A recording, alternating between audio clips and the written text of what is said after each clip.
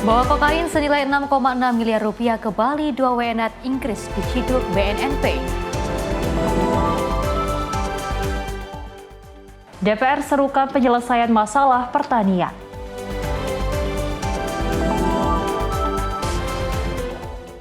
Presiden Prabowo hadiri akad massal 26.000 rumah subsidi.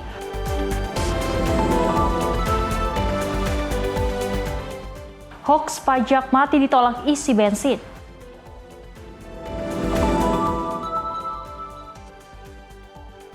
Presiden Prabowo prioritaskan keselamatan anak Indonesia.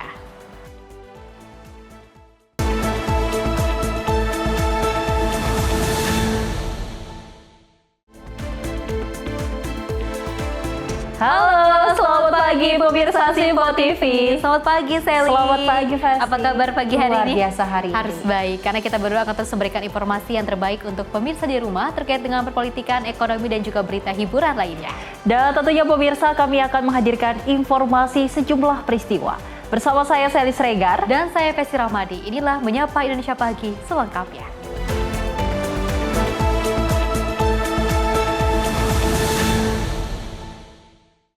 Pemirsa, kita awali dengan berita utama. Ribuan warga Filipina terpaksa meninggalkan rumah mereka karena ancaman super Typhoon Ragasa. Otoritas menyatakan langkah evakuasi massal dilakukan untuk melindungi warga dari potensi banjir besar dan longsor yang dipicu curah hujan ekstrim. Rekaman dari wilayah utara Filipina memperlihatkan warga berduyun-duyun menuju tempat pengungsian. Mereka membawa perlengkapan seadanya, mulai dari pakaian, makanan, hingga barang berharga. Otoritas lokal melaporkan, lebih dari beberapa ribu orang telah dievakuasi ke gedung-gedung sekolah dan pusat komunitas yang disulap menjadi tempat penampungan darurat. Badan Cuaca Filipina menyebut, Ragasa sebagai salah satu topan terkuat dalam beberapa tahun terakhir. Dengan kecepatan angin yang dapat melampaui 200 km per jam, topan ini beresiko memicu tanah longsor di daerah pegunungan, serta banjir luas di kawasan pesisir. Di sejumlah kota, aktivitas sekolah dan perkantoran dihentikan untuk meminimalisir resiko. Pusat-pusat perbelanjaan juga menurunkan jam operasional, sementara pasar tradisional ramai oleh warga yang menyetok kebutuhan pokok. Petugas penyelamat dan relawan telah disiagakan, lengkap dengan peralatan darurat untuk penyelamatan dan evakuasi lanjutan. Hingga saat ini belum ada laporan korban jiwa, namun sejumlah pakar cuaca mengingatkan dampak terburuk dari Super Typhoon Ragasa baru akan terlihat setelah topan ini mendarat sepenuhnya. Tim redaksi Simpo TV melaporkan. Selain itu, pemirsa, Polda Metro Jaya mengatakan masih terus mencari sisa 2 orang yang diduga masih hilang pasca demo berujung ricuh di Jakarta. Polda Metro pun mengharapkan masyarakat dapat terus memberi informasi terkait keberadaan keduanya. Polda Metro Jaya mengatakan masih terus mencari sisa 2 orang yang diduga masih hilang pasca demo berujung ricuh di Jakarta. Polda Metro pun mengharapkan masyarakat dapat terus memberi informasi terkait keberadaan keduanya. Ade Ari menyebut masih terus melakukan komunikasi dengan pihak keluarga keduanya. Dia juga menekankan jika Polda Metro berkomitmen untuk menemukan keduanya. Ya, kami masih terus berkomitmen. Seperti yang pernah kami sampaikan bahwa saudara-saudara kami yang hilang, yang dilaporkan hilang, itu adalah saudara-saudara kami. Dan tim sudah berkomunikasi dengan pihak keluarga. Jadi mohon doanya, mohon dukungannya dari semua pihak. Tim masih bekerja dan kami berharap ada informasi juga dari masyarakat. Ya. Sampai saat ini 2 orang yang diduga masih hilang pasca demo berujung ricuh di Jakarta, M. Farhan Hamid dan Reno Syaputra Dewo, masih belum ditemukan.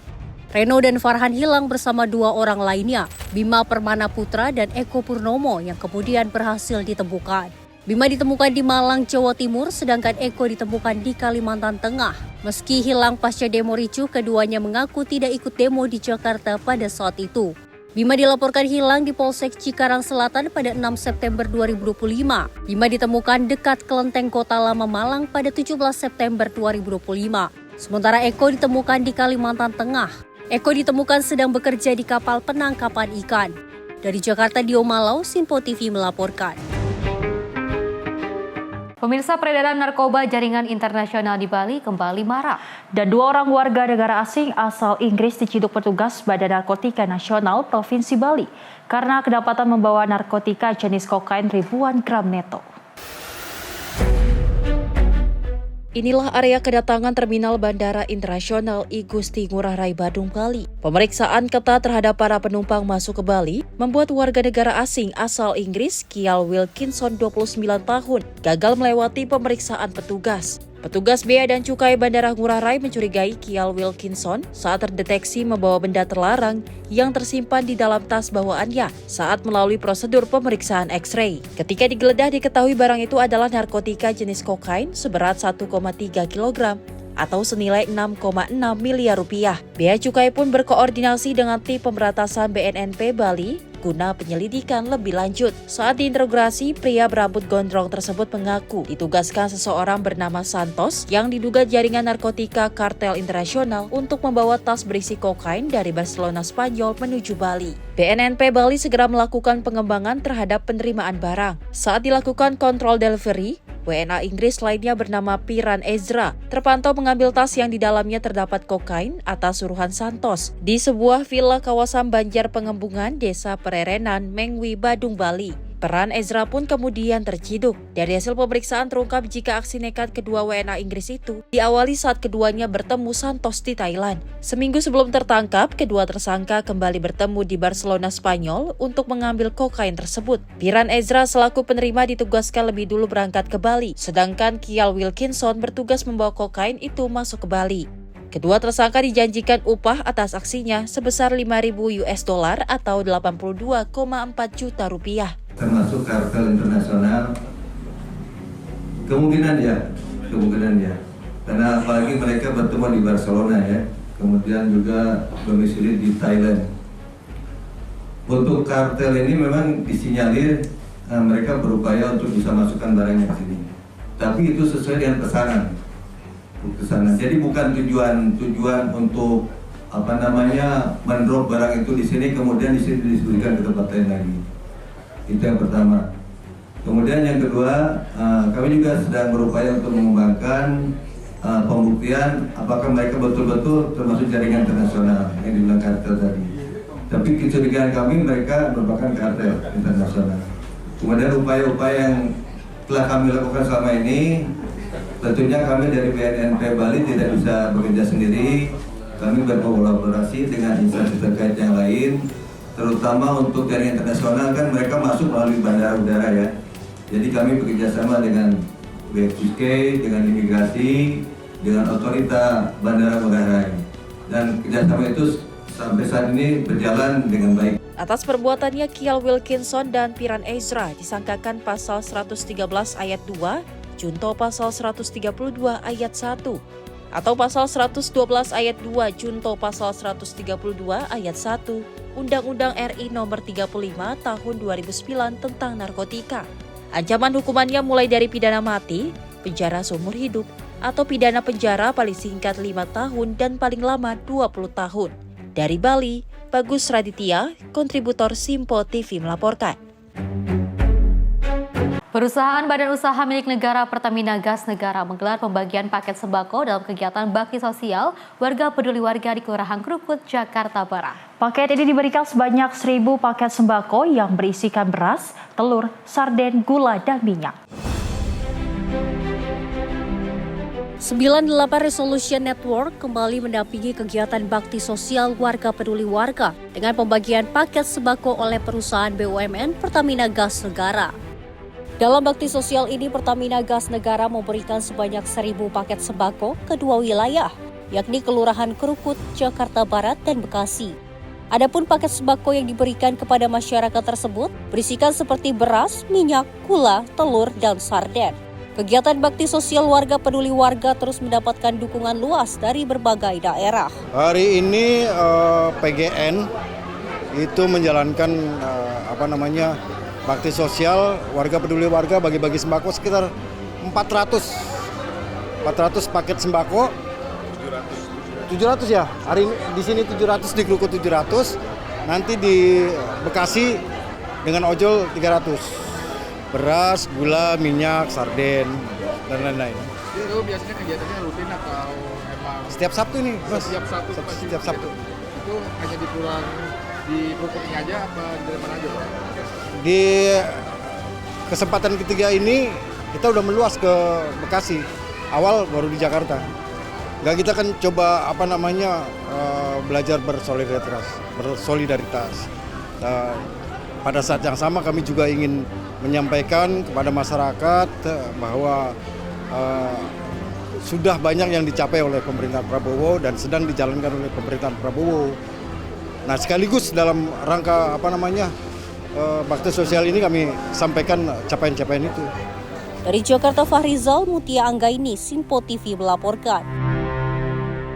Dari Ketua Panja RUU Pengelolaan Ruang Udara, Juniko BP Siahaan menjelaskan pentingnya koordinasi antar lembaga tentunya dalam pengelolaan ruang udara nasional. RUU ini pemirsa mengatur izin masuk wahana udara sipil dan militer, serta memberikan wewenang penyidikan kepada Polri dan TNI untuk menjaga kedaulatan negara dari pelanggaran seperti penyelundupan. Pembahasan rancangan undang-undang atau RUU Pengelolaan Ruang Udara merupakan hasil kerjasama antara Panitia Khusus DPR RI bersama pemerintah, khususnya Kementerian Pertahanan dan Kementerian Perhubungan, sebagai langkah strategis untuk memperkuat keadilan dan kedaulatan nasional. Selain kedaulatan dan kepastian hukum, DPR juga memandang perlunya sinergitas pengelolaan ruang udara antara Kementerian Perhubungan, Airnav Indonesia, dan TNI Angkatan Udara. Mengingat bahwa ruang udara adalah bagian integral dari wilayah kedaulatan Republik Indonesia sebagaimana ditegaskan dalam Undang-Undang 1945 dan Konvensi Chicago 1944. Oleh sebab itu, RUU ini harus memberi kepastian hukum atas otoritas penuh negara dalam mengatur, mengawasi, dan menegakkan hukum di ruang udara. Kita menuntut ini ada koordinasi yang baik antara keduanya. Karena kalau kita bilang pengelolaan ruang udara ini berkaitan sekali dengan yang namanya penerbangan, sebagian besar ada di Undang-Undang Nomor 1 2009. Tapi memang di sana juga belum ada diatur mengenai wahana, ya kan, wahana sipil, wahana militer yang juga kalau ingin masuk ke dalam wilayah negara Republik Indonesia itu harus mendapatkan izin. Mereka harus ada aturan-aturan. Nah, ini kita atur kemarin dalam Undang-Undang Pengelolaan Ruang Udara ini. Itu yang pertama. Yang kedua juga kami juga mengatur di sini bagaimana begitu banyaknya pelanggaran di ruang udara, sehingga kita juga memberikan kesempatan kepada bukan hanya kepada Polri dan tentu saja PPNS, kami juga memberikan kesempatan kepada penyidik TNI untuk juga bisa melakukan penyidikan, ya. Jadi menjadi seorang penyidik. Tujuannya apa? Karena memang ada hal-hal yang sangat berkaitan dengan kedaulatan negara. Apabila nanti kedaulatan permasalahan mengenai aturan-aturan kawasan terbatas atau kedaulatan negara tersebut bisa dijelaskan, ternyata di dalam wahana udara ataupun pesawat udara tersebut ada hal-hal lain seperti penyelundupan dan lain sebagainya, itu kan kita berikan kepada penyidik kepolisian. Apabila ada kesalahan-kesalahan lain di luar pidana, kita bawa ke penyidik yang lain, misalnya imigrasi dan lain sebagainya. Jadi perlu kerjasama dan ini ditekankan, inilah wadahnya koordinasi antara berbagai kementerian lembaga untuk sama-sama menegakkan kedaulatan melalui Undang-Undang Pengelolaan Ruang Udara ini. Terpisah, kalau pertahanan udara terpisah. Lain lagi bidangnya, karena itu adalah lebih domainnya di militer. Jadi bukan diatur di dalam pengelolaan ruang udara ini. Kita hanya berbicara mengenai keseluruhan pengelolaan ruang udara. Kalau ada pelanggaran disiplin, itu ada pelanggaran kedaulatan, maksud kami ada pelanggaran kedaulatan, itu sudah diatur dan kemudian kita juga memberikan kesempatan kepada penyidik Angkatan Udara dan juga bersama dengan kepolisian dan PPNS lainnya. Untuk memperkuat koordinasi ini, ia juga mendorong pembentukan Badan Nasional Pengelolaan Ruang Udara yang permanen. Tim redaksi Simpo TV melaporkan. Pemirsa, Kapolri Jenderal Polisi Listio Sigit Prabowo menyampaikan Polri telah menyalurkan beras stabilisasi pasokan dan juga harga pangan atau SPHP melalui gerakan pangan murah. Pada panen raya jagung serentak kuartal 3 di Kabupaten Oku Timur, Sumatera Selatan, Polri menyalurkan 1.386 ton beras SPHP untuk masyarakat. Dalam laporannya, Kapolri Jenderal Polisi Listio Sigit Prabowo menjelaskan sejak 6 Agustus hingga 26 September 2025, Polri telah menyalurkan 78.996 ton beras SPHP di berbagai wilayah Indonesia. Untuk Provinsi Sumatera Selatan, penyaluran beras SPHP ditargetkan sebanyak 39 ton, termasuk 16,5 ton untuk Kabupaten Oku Timur. Kapolri menegaskan program Gerakan Pangan Murah bertujuan menjaga daya beli masyarakat dan menjamin ketersediaan pangan pokok dengan harga terjangkau. Kita melaksanakan rangkaian kegiatan panen raya kuartal 3 secara serentak yang hari ini kegiatannya kita pusatkan di wilayah Sumatera Selatan, khususnya di wilayah Oku.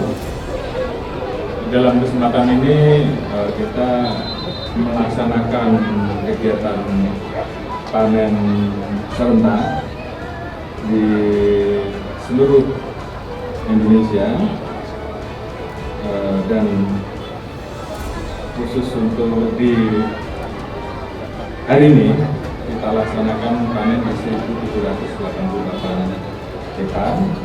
Dan untuk di Oku sendiri ataupun di Sumatera Selatan seluas 52 hektar dan per hari ini 7.153 ton.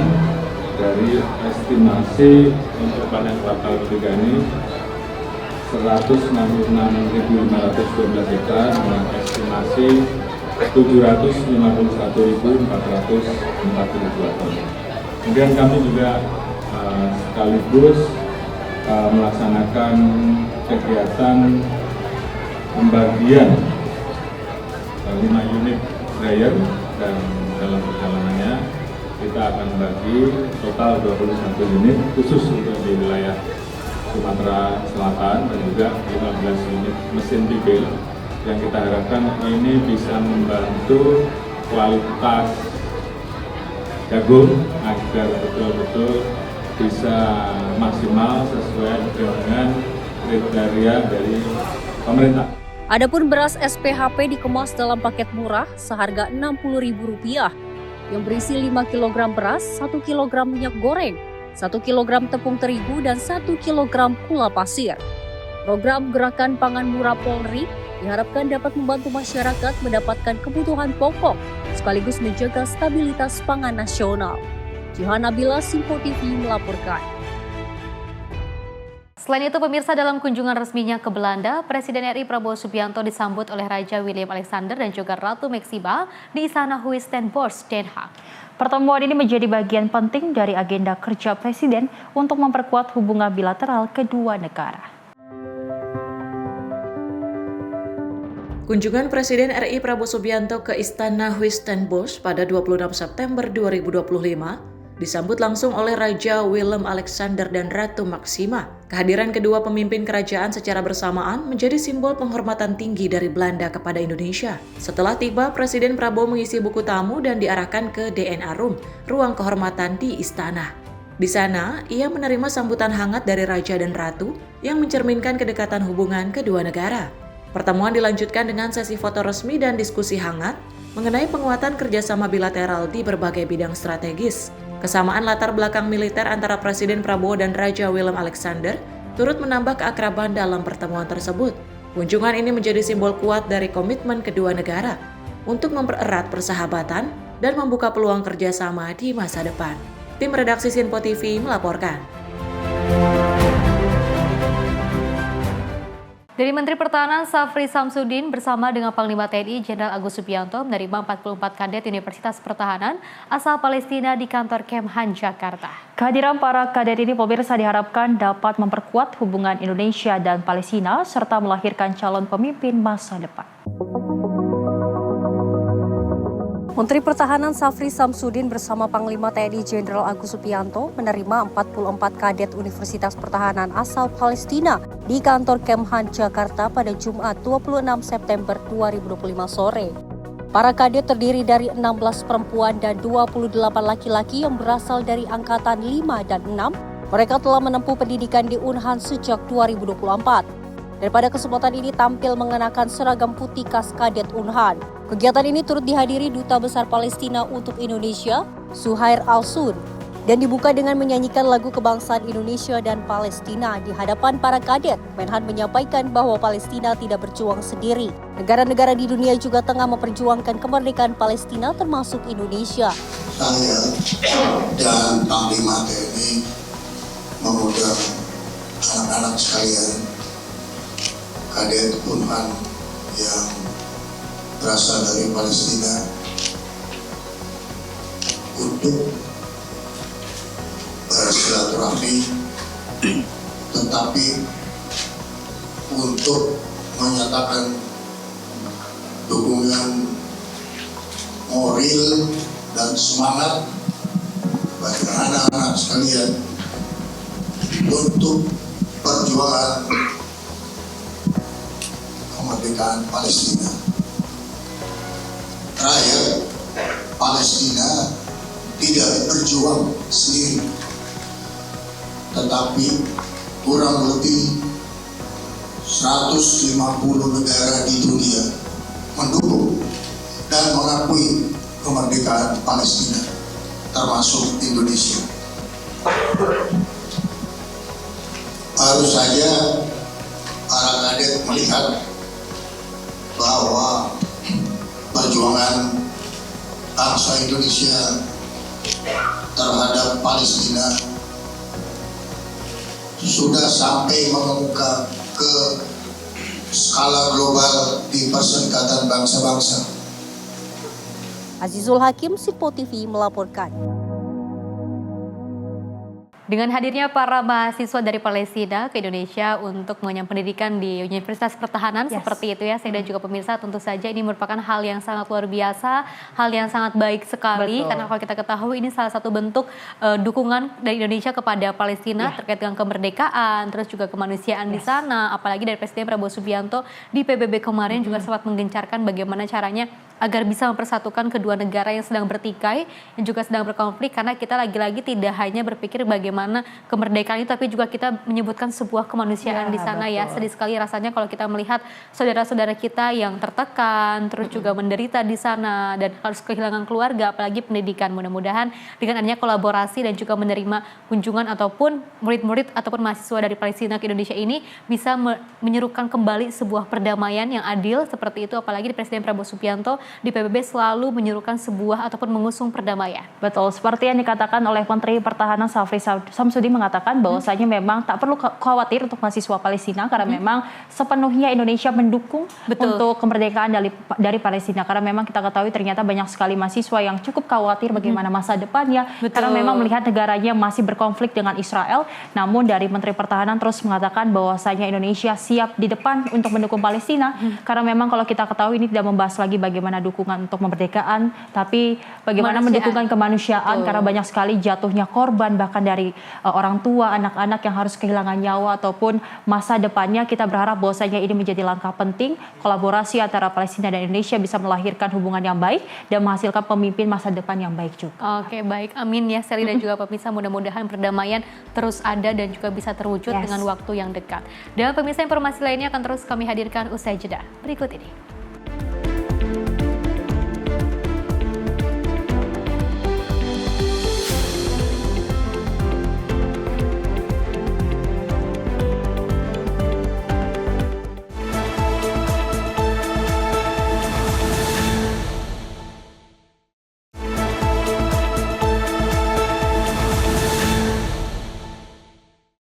Terima kasih pemirsa, Anda masih menyaksikan Menyapa Indonesia Pagi. Informasi kita lanjutkan, di mana sebuah bangunan Majelis Pondok Pesantren Riyadul Mubtadin di Desa Tanagara, Kecamatan Cadasari, Pandeglang, Banten jebol. Setelah tembok panahan tanah sepanjang 12 meter ambruk usai diguyur oleh hujan deras.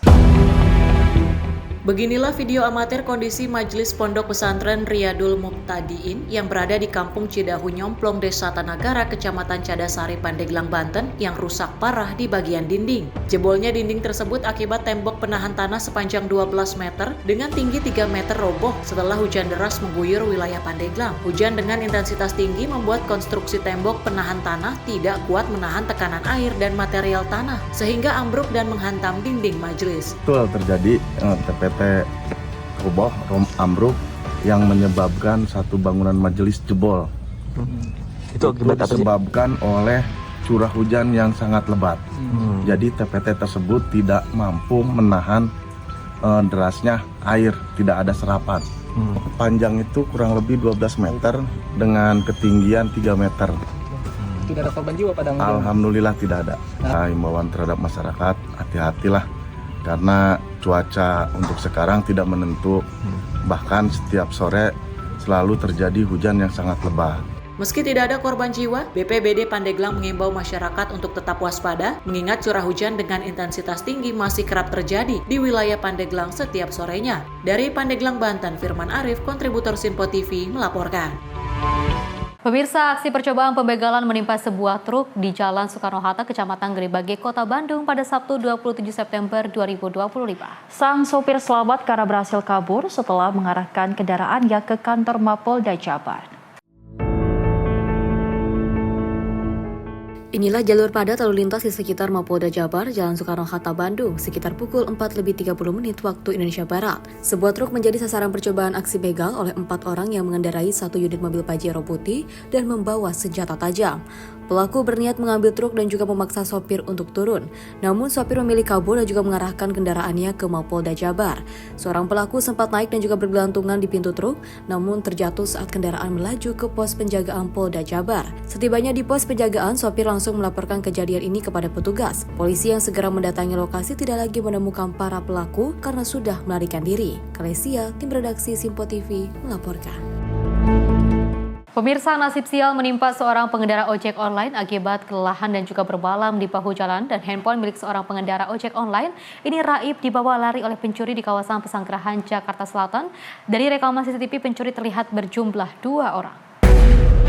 Inilah aksi pencurian yang dialami Didi Pradipta, pengemudi ojek online asal Petukangan Utara yang menjadi korban pencurian di Jalan Ciledug Raya, Ulu Jami, Pesanggerahan, Jakarta Selatan. Tak disangka niatnya melepas lelah usai mengantarkan pesanan justru membuat Didi harus menjadi sasaran kejahatan jalanan. Selain kehilangan handphone, Didi juga sempat menganggur akibat handphone yang digunakannya untuk mencari nafkah melalui aplikasi jasa antar ini dicuri oleh para pelaku. Jangan telat bikinnya. Pada sampai dijual, kita memutuskan diri untuk berhenti di pinggir jalan. Lalu kita tumbang di toko itu tadi, kiri dari dia berapa penjual donat. Lalu tadi bangunnya saya nggak kaget juga. Apa dibangunin awal? Apa yang dibilangin? Dia bilang ini ingin tahu bahwa HP saya dicuri. Oh, HP-nya diambil. Menurut saksi mata, pelaku berjumlah 2 orang. Kedua pelaku membagi tugas, di mana satu di antaranya bertugas mengalihkan perhatian warga dan satu pelaku bertugas mencuri handphone korban yang saat kejadian tergeletak di dalam dashboard motor. Bertanya, ngapain? Mau ngojek. Aku aja kalau mau ngojek gitu. Enggak Pak, nggak enak, lagi tidur. Ya udah kalau gitu kan. Saya curiga juga kelihatannya sama saya tuh. Nah ini orang perhatiin saya aja ini tuh. Temannya datang dari satu, dan ke situ juga. Saya udah bangun dari situ. Tanggal dia kenal saya berapa Pak? 3.000 gitu ya. Ini temannya yang satu itu.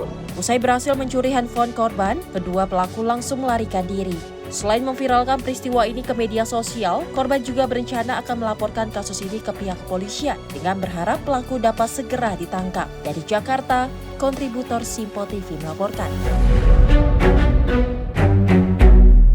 Informasi lainnya, pemirsa, di mana diduga menolak membayar pesanan via COD, seorang kurir paket di Kota Bekasi, Jawa Barat dibacok pedang oleh pelanggan. Korban yang juga mengalami luka di bagian tangan dan perut ini kemudian melaporkan kejadian ke kantor polisi.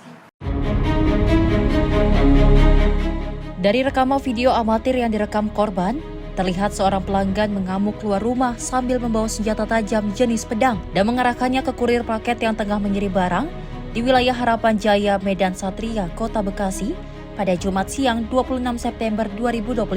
Peristiwa bermula saat korban mengirim barang pesanan terduga pelaku. Namun saat diminta membayar senilai Rp30.000, pelaku menolak dengan alasan tak memiliki uang tunai.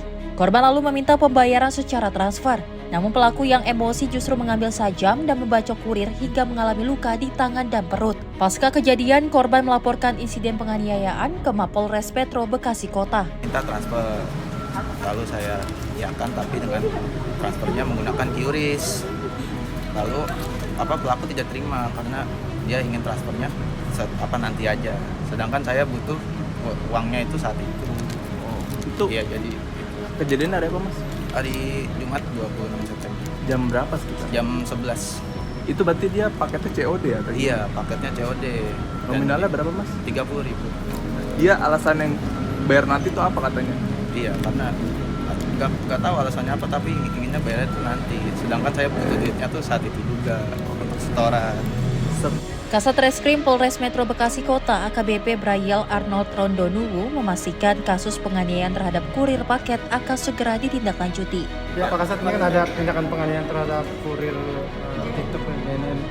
Gimana? Ya, ini sudah kita terima laporannya, sudah kita lakukan visum, mereka tervisum. Nah, segera terhadap terduga pelaku yang kita lakukan penindakan. Terima kasih ya. Sementara guna kepentingan penyelidikan kasus dugaan penganiayaan disertai kekerasan terhadap kurir paket, kini masih dalam penanganan unit Reskrim Polres Metro Bekasi Kota. Dari Bekasi, Jawa Barat, Muhammad Ridwan, Simpo TV melaporkan. Pemirsa, 2 remaja yang masih berstatus anak di bawah umur di Kabupaten Deli Serdang, Sumatera Utara menjadi korban pencabulan yang dilakukan oleh ayah dan pamannya. Salah satu korban bahkan kini dalam kondisi hamil 7 bulan. 2 tersangka yang merupakan abang beradik ini merupakan pelaku pencabulan terhadap 2 remaja yang masih berstatus anak di bawah umur. Mirisnya, kedua remaja yang menjadi korban adalah anak dari salah satu pelaku yang masih berusia 14 dan 16 tahun. Diketahui aksi pencabulan itu dilakukan pelaku sejak tahun 2018 yang dimulai dari aksi cabul sang paman terhadap salah seorang korban. Usai jadi budak seks sang paman, kedua korban kemudian mengalami hal serupa sejak tahun 2023 yang dilakukan ayah kandung mereka sendiri. Akibat aksi bejat keduanya, salah satu korban bahkan saat ini dalam kondisi hamil 7 bulan. Kasat Reskrim Polrestabes Medan AKBP Bayu Putro Wijayanto pada Jumat sore mengungkapkan, terungkapnya aksi bejat paman dan ayah kandung ini terjadi usai munculnya kecurigaan warga yang curiga dengan perubahan fisik salah satu korban. Warga tidak ada yang mengetahui aksi bejat keduanya karena kerap dilakukan di dini hari. Aksi keduanya juga berjalan mulus karena korban hanya tinggal bersama pelaku usai ditinggal sang ibu. Masih di bawah umur dan dilakukan persetubuhan bergantian. Pertama kali dilakukan oleh pamannya atau uaknya, kemudian uaknya melakukan pertama kali di 2018 kepada kakaknya yang sekarang sudah hamil 7 bulan. Orang tua kandung melakukan pertama kali di 2023 sampai dengan sebelum kita amankan. Dan adiknya lagi yang berumur sekitar 14 tahun disetubui juga oleh bapaknya, sama, tetapi dilakukan 1 tahun terakhir ini. Kedua pelaku kini terancam penjara selama 15 tahun karena dijerat dengan Undang-Undang Perlindungan Anak. Dari Medan, Sumatera Utara, kontributor Simpo TV melaporkan. Informasi lainnya, pemirsa, Wakil Ketua DPR RI Saan Mustafa mengungkapkan keinginannya agar persoalan-persoalan yang juga dihadapi oleh petani segera selesai. Menurutnya, pemirsa, hal yang harus dilakukan ialah terkait kepastian kepemilikan dan penguasaan tanah. Wakil Ketua DPR Saan Mustafa menyatakan kebutuhan tanah dari waktu ke waktu terus meningkat. Saan menilai jika tidak ditangani serta dikelola dengan baik dapat menimbulkan konflik yang merugikan rakyat, khususnya para petani. Oleh karena itu, ia mengatakan diperlukannya kolaborasi guna mempercepat penyelesaian persoalan yang dihadapi petani. Selain itu, dirinya juga menyebut dalam momentum peringatan Hari Tani Nasional diharapkan menjadi momentum awal sejarah penyelesaian di berbagai persoalan di sektor pertanian. Ya, makasih pimpinan DPR, para menteri, dan terutama Ketua Komisi 4 dan dari KPA, SPP ini yang sudah hadir di Hari Tani Nasional ini. Yang pertama, saya ingin menegaskan bahwa terkait dengan soal komitmen ya, saya rasa komitmen apa yang disampaikan oleh kawan-kawan dari Pastian dan Keadilan. Kenapa? Karena secara sosiologi, konflik, persoalan, tanah ini akan menjadi persoalan klasik yang memang tidak akan pernah selesai. Selalu ada. Kenapa? Karena dari jumlah tanah kita ini kan nggak akan bertambah. Yang ada berkurang. Tapi kebutuhan akan tanah dari waktu ke waktu itu kan akan meningkat terus. Dari Jakarta, Farizal Ahmad Amin, Simpo TV melaporkan. Pemirsa, Presiden Prabowo Subianto menghadiri Musyawarah Nasional ke-6 Partai Keadilan Sejahtera di Jakarta pada Senin siang. Kegiatan ini mengusung tema Kokoh Bersama Majukan Indonesia. Presiden Prabowo Subianto hadir dalam penutupan Musyawarah Nasional ke-6 Partai Keadilan Sejahtera yang digelar di Hotel Sultan Jakarta Pusat pada Senin 29 September 2025. Kehadirannya disambut langsung oleh Ketua Majelis Syuro PKS, Sohibul Iman, dan Presiden PKS, Al-Muzammil Yusuf. Prabowo datang sekitar pukul 10.00 WIB, didampingi oleh Menteri Sekretaris Negara Prasetyo Hadi dan Sekretaris Kabinet Teddy Indrawijaya. Acara tersebut juga dihadiri oleh sejumlah tokoh nasional serta pejabat tinggi negara. Dari kalangan partai politik hadir Ketua Umum Partai Demokrat Agus Harimurti Yudhoyono dan Wakil Ketua Umum Demokrat Edi Baskoro Yudhoyono. Beberapa Menteri Kabinet Merah Putih pun ikut hadir seperti Menko Polhukam Djamari Caniago dan Menteri Ketenagakerjaan Yasir Lee. Munas ke-6 PKS sendiri digelar dengan tema Kokoh Bersama Majukan Indonesia. Sekitar 1.000 peserta dari berbagai tingkatan struktural partai ikut ambil bagian. Selain pelantikan pengurus inti untuk masa bakti 2025 hingga 2030, forum ini juga digunakan sebagai ajang diskusi tematik mengenai arah dan kebijakan strategis partai ke depan. Tim redaksi Simpo TV melaporkan.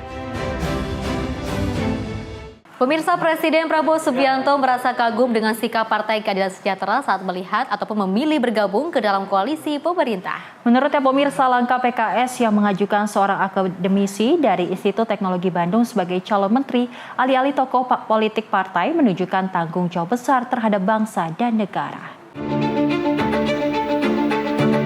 Presiden Prabowo Subianto merasa kagum dengan sikap Partai Keadilan Sejahtera saat memilih bergabung ke dalam koalisi pemerintah. Menurutnya, langkah PKS yang mengajukan seorang akademisi dari Institut Teknologi Bandung sebagai calon menteri, alih-alih tokoh politik partai, menunjukkan tanggung jawab besar terhadap bangsa dan negara. PKS menyodorkan nama Yasir Lee yang saat ini menjabat sebagai Menteri Ketenagakerjaan RI. Prabowo mengaku awalnya menduga PKS akan mengajukan tokoh-tokoh politik atau figur publik yang cukup populer. Namun, PKS justru menyodorkan nama Yasir Lee, seorang profesor dari ITB yang dinilai memiliki keahlian teknis mumpuni. Saya terkesan sama PKS. Kenapa? Waktu PKS gabung di koalisi kami, kan, setelah merantau sebentar, baru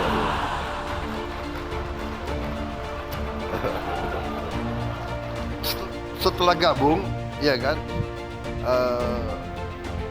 saya minta silakan ajukan kader yang terbaik untuk di kabinet, iya kan? Saya pikir pasti, ya kan, kader politik, tokoh-tokoh yang terkenal, yang disampaikan profesor dari ITB. PKS ini juga punya suatu rasa tanggung jawab besar kepada negara.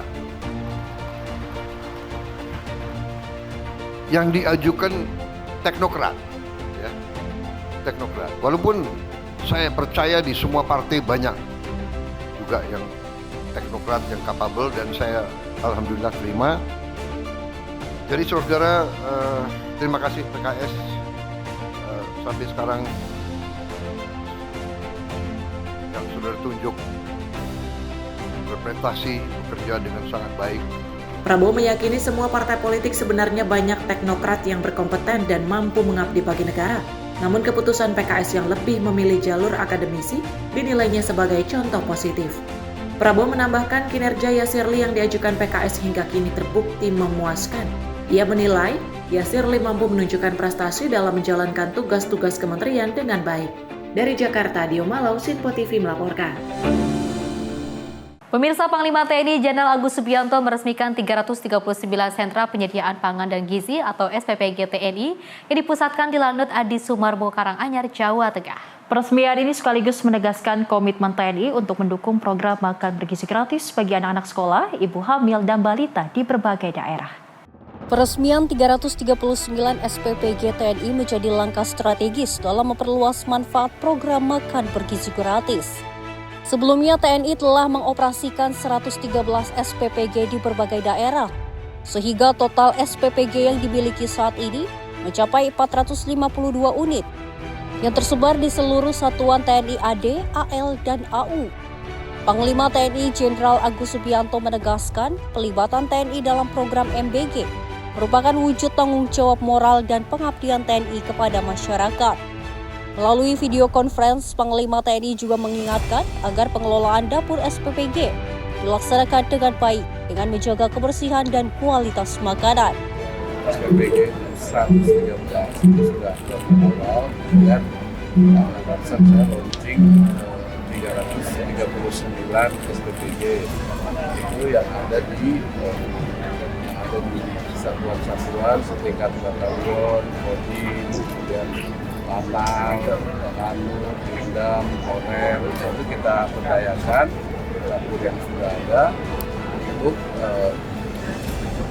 mendukung program MBG. Diharapkan penerima manfaatnya akan bertambah setiap hari. Dan kita juga akan terus selain itu juga kita akan membangun beberapa MBG yang ada di wilayah-wilayah. Kemudian ini juga bisa membantu membuka lapangan pekerjaan kepada masyarakat. Johanna Bila, Simpo TV melaporkan.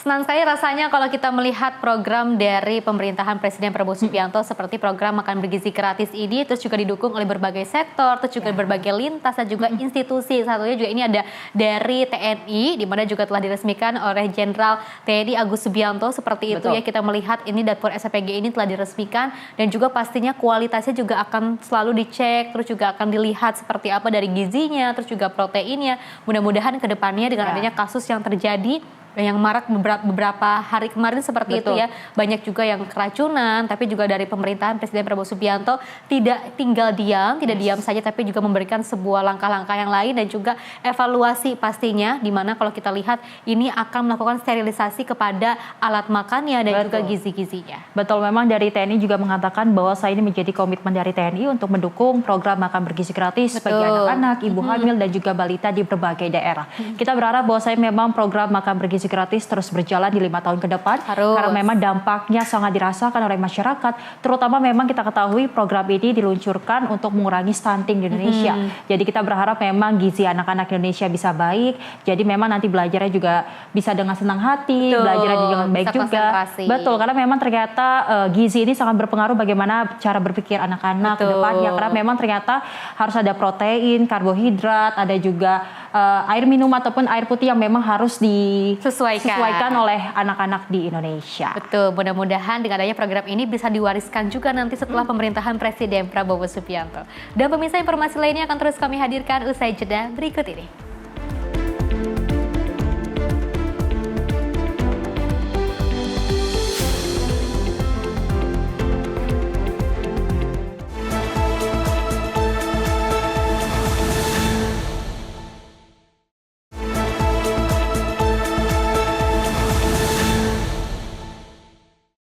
Masih bersama kami pemirsa dalam Menyapa Indonesia Pagi. Informasi kita lanjutkan, di mana anggota Komisi 3 DPR RI Rudianto Lalo menegaskan perlunya ketegasan aparat penegak hukum dalam menindak aktivitas pertambangan ilegal di distrik Wasiwari, Kabupaten Manokwari, Papua Barat. Tentunya hal itu ia sampaikan dalam rapat kerja Komisi 3 DPR RI dengan Kapolda Papua Barat, Bupati Manokwari Slamet Riyadi, serta tokoh adat Bani Daud Mansaburi.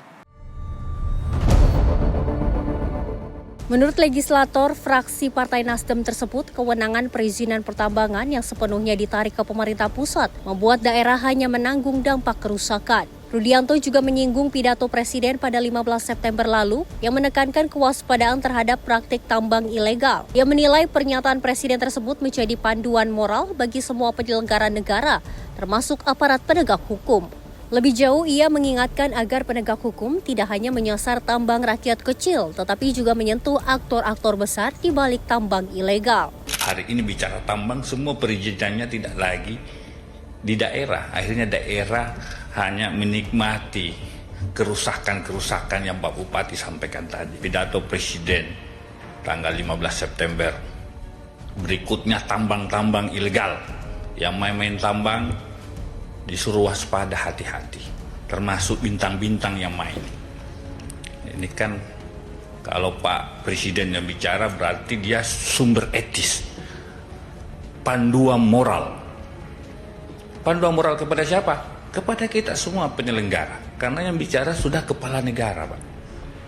Jadi kalau hari ini yang datang kepala daerah, tokoh adat, juga tidak didengar oleh alat negara yang punya kewenangan untuk penegakan hukum. Lalu siapa lagi yang kita harapkan, Pak? Hari ini kita bicara tentang reformasi Polri. Ya, bisa saja, karena mungkin kewenangan terlalu sentralistik. Seorang kepala daerah yang dipilih rakyat menyelenggarakan pemerintahan yang harusnya didukung oleh dua alat negara, TNI Polri, kok tiba-tiba kesannya tidak didukung oleh dua alat negara. Karena bupati maunya membersihkan tambang-tambang ilegal, penegak hukumnya tidak bisa bergerak.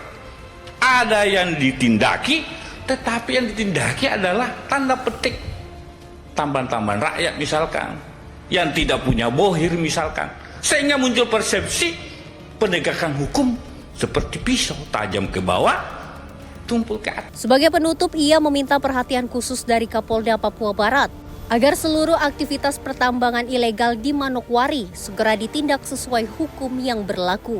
Tim redaksi Simpo TV melaporkan.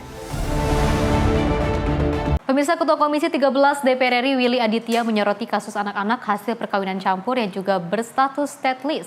Komisi 13 DPR berkomitmen mengambil langkah cepat dengan melakukan revisi Undang-Undang Kewarganegaraan agar kebijakannya lahir adil, inklusif, dan menjawab kebutuhan nyata di lapangan. Ketua Komisi 13 DPR RI Willy Aditya menyebut persoalan anak-anak stateless atau tanpa status kewarganegaraan yang jelas ini terjadi secara nyata dan telah diakui oleh Kementerian Hukum, Dirjen AHU, Kementerian IMIPAS, serta Dirjen Imigrasi. DPR mengatakan pentingnya menjamin hak kewarganegaraan dan kepastian hukum bagi setiap warga negara tanpa terkecuali. Hari ini kita mendengarkan ini. Mereka lahir berdarah Indonesia. Dan kemudian bahkan beberapa di antara mereka mengharumkan nama Indonesia. Lalu kemudian tidak diakui. Nah, kami tadi sudah mendengarkan masukan hal yang akan kita lakukan. Ada dua hal, jangka pendek dan jangka panjang. Jangka pendek kami akan melakukan rapat kerja bersama dengan Kementerian Hukum, Dirjen AHU, Kementerian IMIPAS dengan Dirjen Imigrasi untuk menyelesaikan satu. Tadi bayangkan orang sudah cabut paspor, terus nggak diberikan paspor Indonesia. Nah, itu kan stateless. Itu ya kita nggak boleh zolim. Bahkan di antara mereka tadi banyak yang orang tuanya nggak tahu. Yang jangka panjang kami dalam upaya melakukan revisi Undang-Undang Kewarganegaraan, nanti kita akan undang teman-teman dari Perca Indonesia ini sebagai narasumber karena mereka yang memiliki jejaring masalah. Kita kategorikan dan kami akan masukkan materi muatan tentang kawin campur, perkawinan campur ini di dalam revisi Undang-Undang Kewarganegaraan. Melalui dialog dengan komunitas Perca Indonesia, Komisi 13 DPR berkomitmen akan mengambil langkah cepat dengan melibatkan kementerian terkait. Dalam jangka panjang, DPR akan mengundang komunitas sebagai narasumber dalam revisi Undang-Undang Kewarganegaraan agar kebijakan yang lahir adil, inklusif, dan menjawab kebutuhan nyata di lapangan. Tim redaksi Simpo TV melaporkan.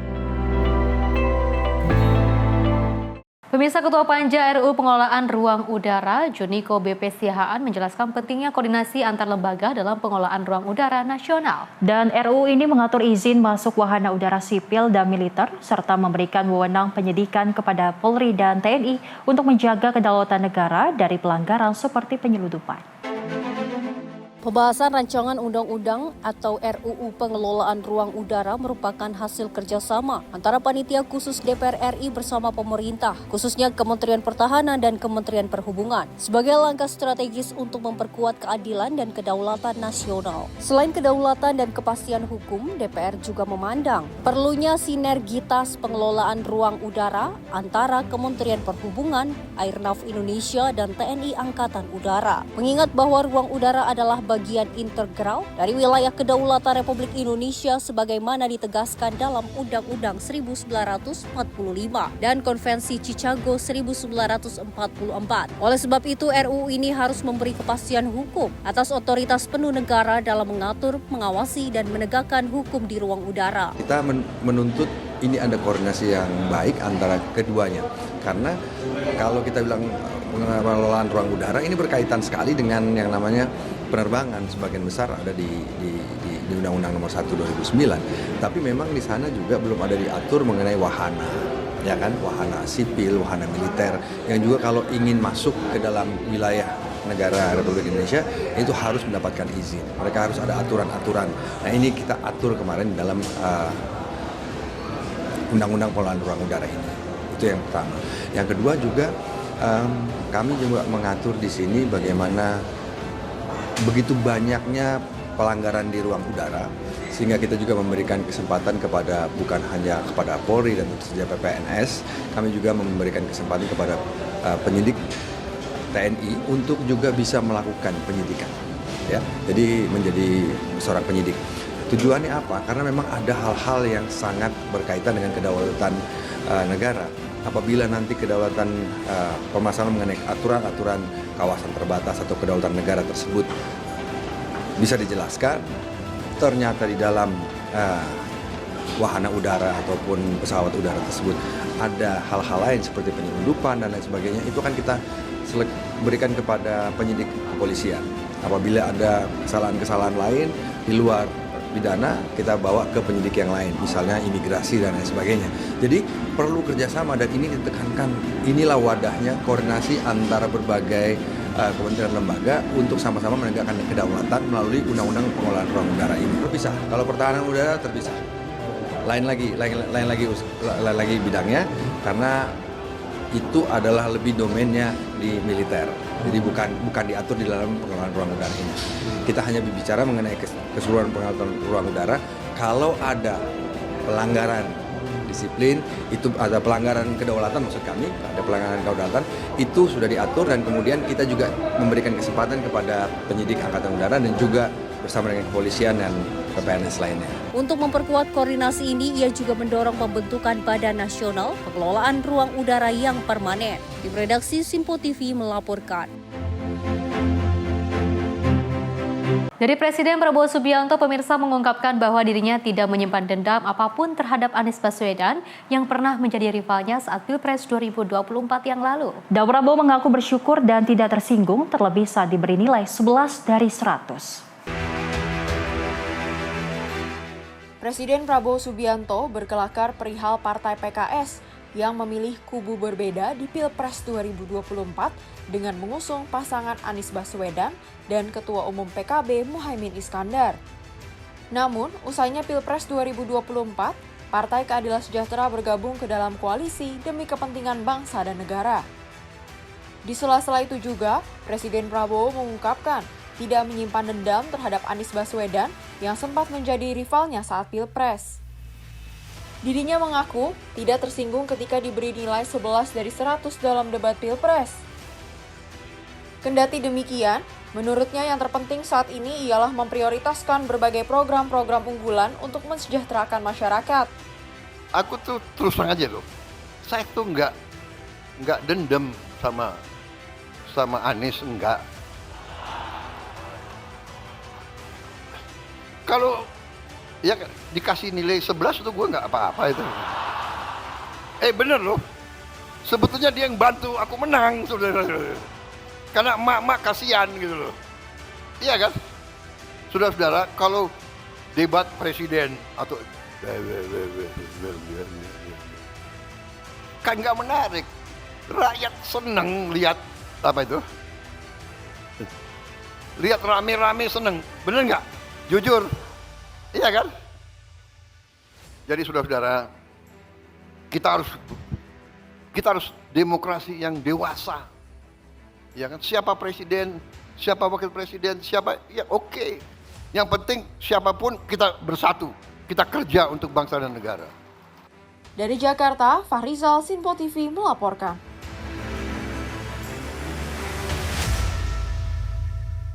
Pemirsa, Presiden RI Prabowo Subianto menghadiri kegiatan akad massal 26.000 kredit pemilikan rumah sejahtera, fasilitas likuiditas pembiayaan perumahan, sekaligus serah terima kunci di perumahan Pesona Kahuripan 10 Cilengsi, Bogor, Jawa Barat. Dan program 3 juta rumah merupakan kebijakan pemerintah dalam memberikan kemudahan bagi masyarakat, khususnya yang berpenghasilan rendah.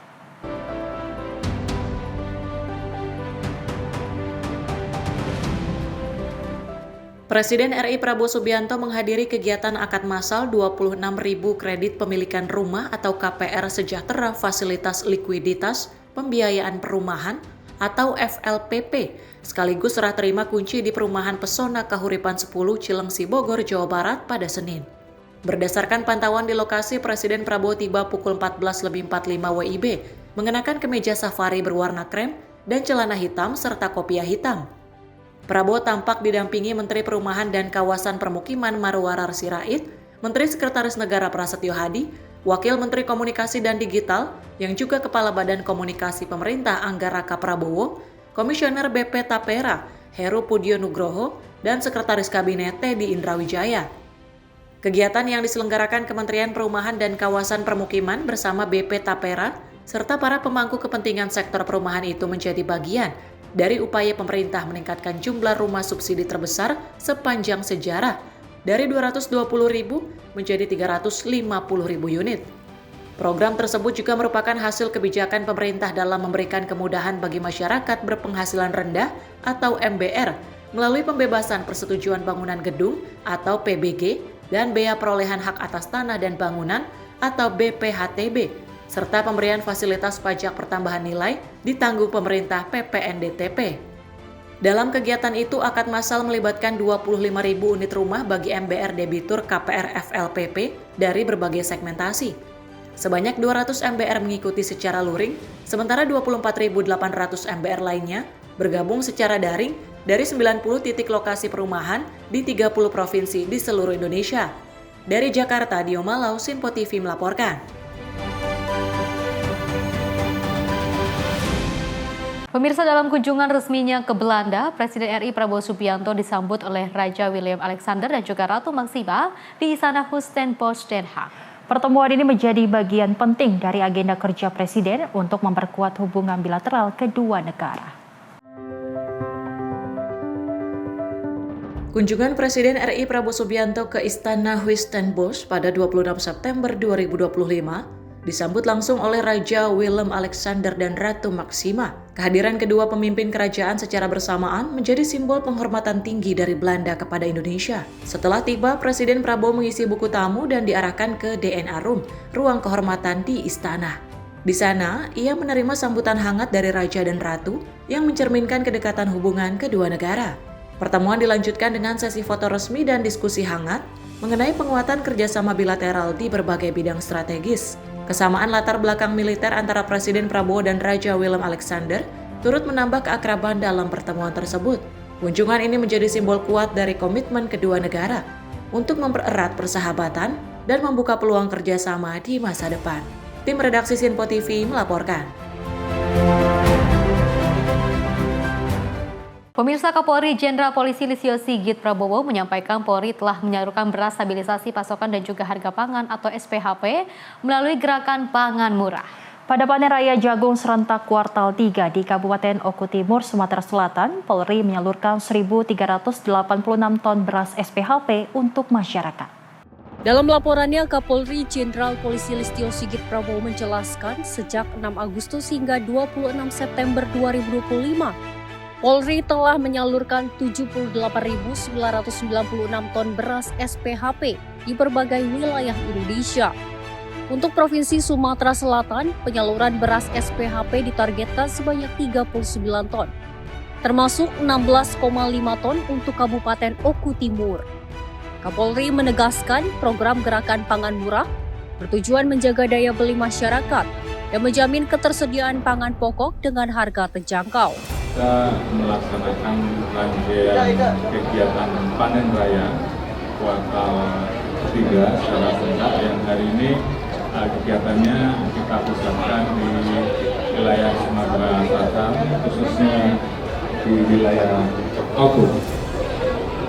dalam kesempatan ini kita melaksanakan kegiatan panen serentak di seluruh Indonesia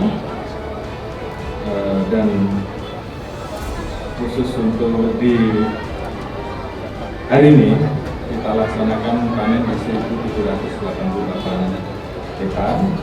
Dan untuk di Oku sendiri ataupun di Sumatera Selatan luas 52 hektar dan per hari ini 7.153 ton. Dari estimasi untuk panen kuartal ketiga ini 166.512 hektar dengan estimasi 751.442 ton.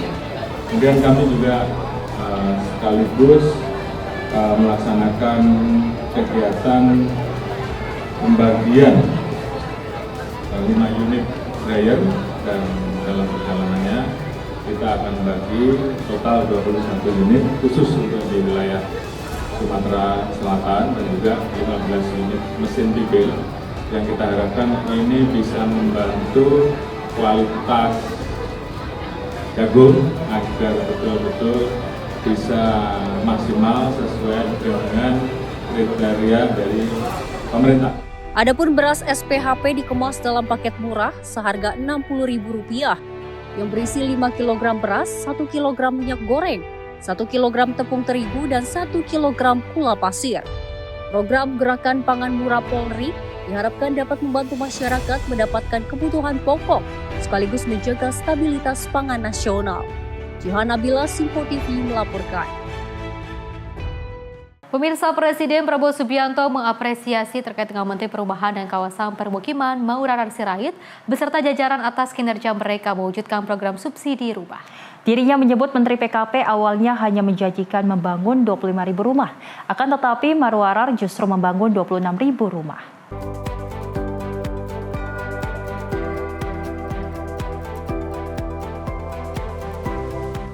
Sangat bangga, sangat bahagia, dan sangat apresiasi kepada semua pihak yang telah bekerja keras sehingga hal ini bisa kita wujudkan, bisa kita hasilkan sampai dengan acara hari ini. Memang Saudara Maurarar Sirait janji 25.000 rumah pada tanggal 29 September, yaitu hari ini. Saya katakan saya akan hadir. Waktu itu saya masih ragu tanggal berapa bisa saya kembali dari acara saya di luar negeri. Alhamdulillah keburu. Saya tiba tanggal 27 sore hari, kemudian hari ini saya penuhi undangan Saudara Maurarar. Memang benar saya baru sekarang hadir acaranya Menteri Perumahan, ya. Saya tidak tahu mengapa, mungkin jadwal yang agak meleset, tetapi alhamdulillah akhirnya saya hadir dan walaupun tidak sesuai dengan janji, ya kan, janjinya 25.000, ternyata yang dihasilkan 26.000. Ini sangat mengejutkan sekali untuk kita semua. Ternyata ini sangat ada kejutan-kejutan yang sangat luar biasa di pemerintahan Presiden Prabowo Subianto, di mana ada 26.000 rumah subsidi yang dibangun oleh Pak Ara. Terima kasih banyak Pak Ara telah membantu masyarakat Indonesia yang juga membutuhkan, apalagi masih banyak orang-orang yang tidak memiliki rumah yang layak seperti itu ya, karena juga dengan penghasilan yang rendah. Tapi jangan khawatir, jangan risau buat masyarakat yang mungkin penghasilannya hingga saat ini masih rendah ataupun masih belum cukup seperti itu, tapi kita masih memiliki harapan untuk memiliki rumah. Dengan adanya rumah subsidi ini pasti juga akan membantu masyarakat. Apalagi kemarin pada hari Senin ini sudah diresmikan oleh Presiden Prabowo Subianto. Bahkan ini juga tidak hanya didukung oleh Presiden Prabowo Subianto, tapi juga beberapa lintas sektor kementerian, terus juga institusi terkait juga ikut turut membantu dan juga mendukung terkait dengan keberhasilan dari rumah subsidi ini. Betul, memang dari Presiden Prabowo Subianto telah mengapresiasi bagaimana Menteri PKP yang memang di awal ini menjanjikan kepada Prabowo akan meresmikan 25.000 rumah subsidi. Betul. Namun ternyata di hari kemarin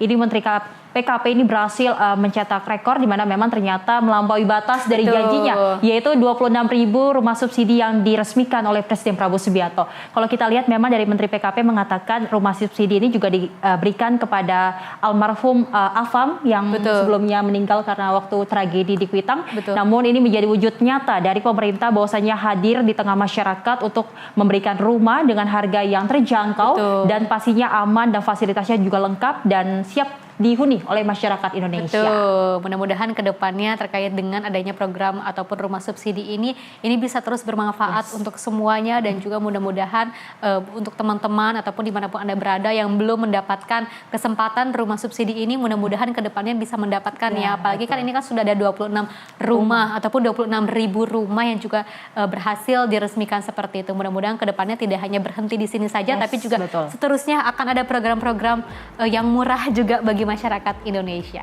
Dan pemirsa, informasi lainnya akan terus kami hadirkan usai jeda berikut ini.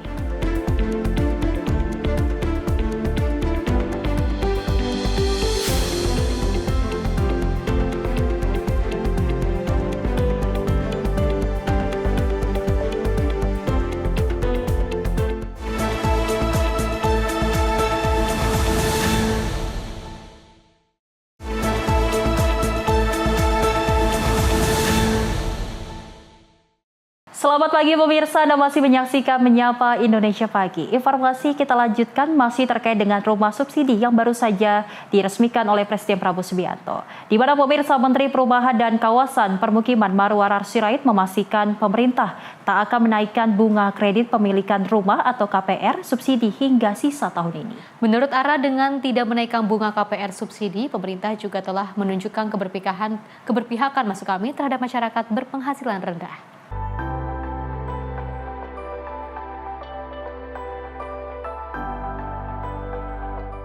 Menteri Perumahan dan Kawasan Permukiman Marwarar Sirait memastikan pemerintah tidak akan menaikkan bunga kredit pemilikan rumah subsidi dalam waktu dekat.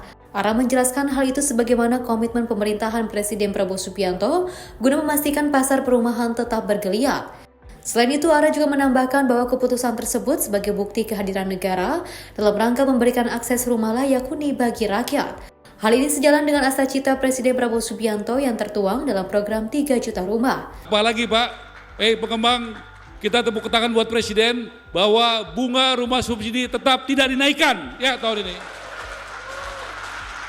Artinya itu luar biasa Pak, keberpihakan kepada rakyat. Ya, bunga rumah subsidi tidak naik. Yang lain mungkin ada yang naik. Rumah subsidi buat rakyat bunganya tetap. Itu luar biasa Pak. Saya banyak melihat tadi orang yang terharu Pak. Itulah bukti negara hadir. Tim redaksi Simpo TV melaporkan.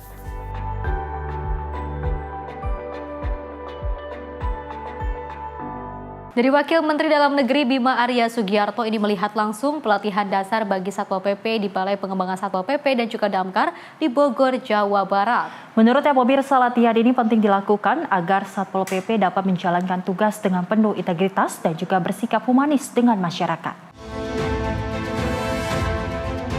Wakil Menteri Dalam Negeri Bima Arya Sugiarto menutup pendidikan dan pelatihan dasar Satpol PP bagi pegawai negeri sipil yang diangkat dalam formasi jabatan fungsional dan pelatihan dasar bagi pengelola ketentraman dan ketertiban umum dan Pranata Tantrip BUM Angkatan 1.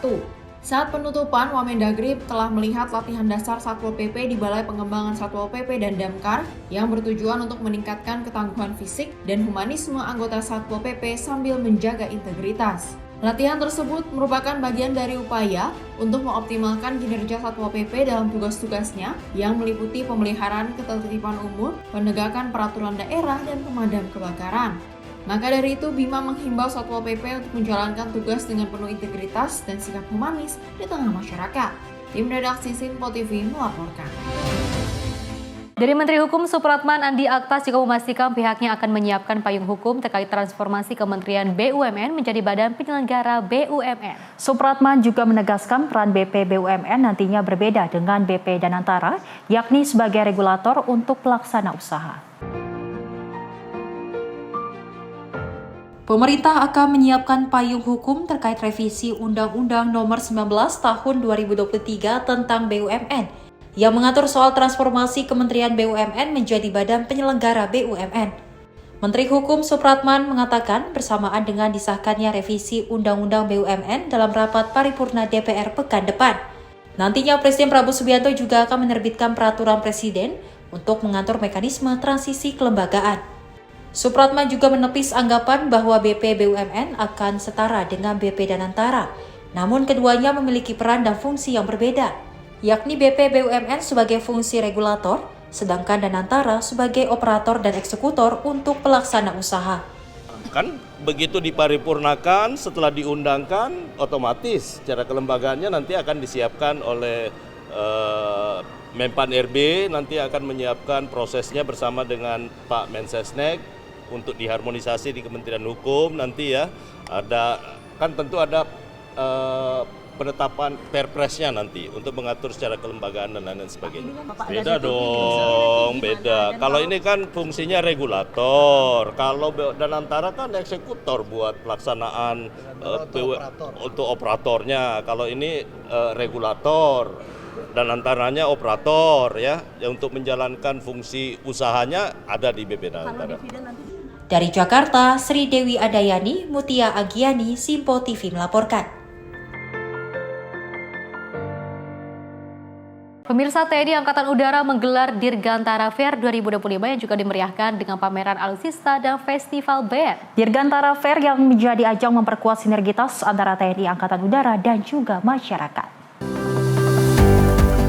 TNI Angkatan Udara menggelar Dirgantara Fair 2025 di lapangan Aldiron, Pancoran, Jakarta Selatan pada Sabtu 27 September 2025. Dirgantara Fair 2025 merupakan kombinasi dari pameran kedirgantaraan Festival Band dan Laser Run KSAO Cup 2025.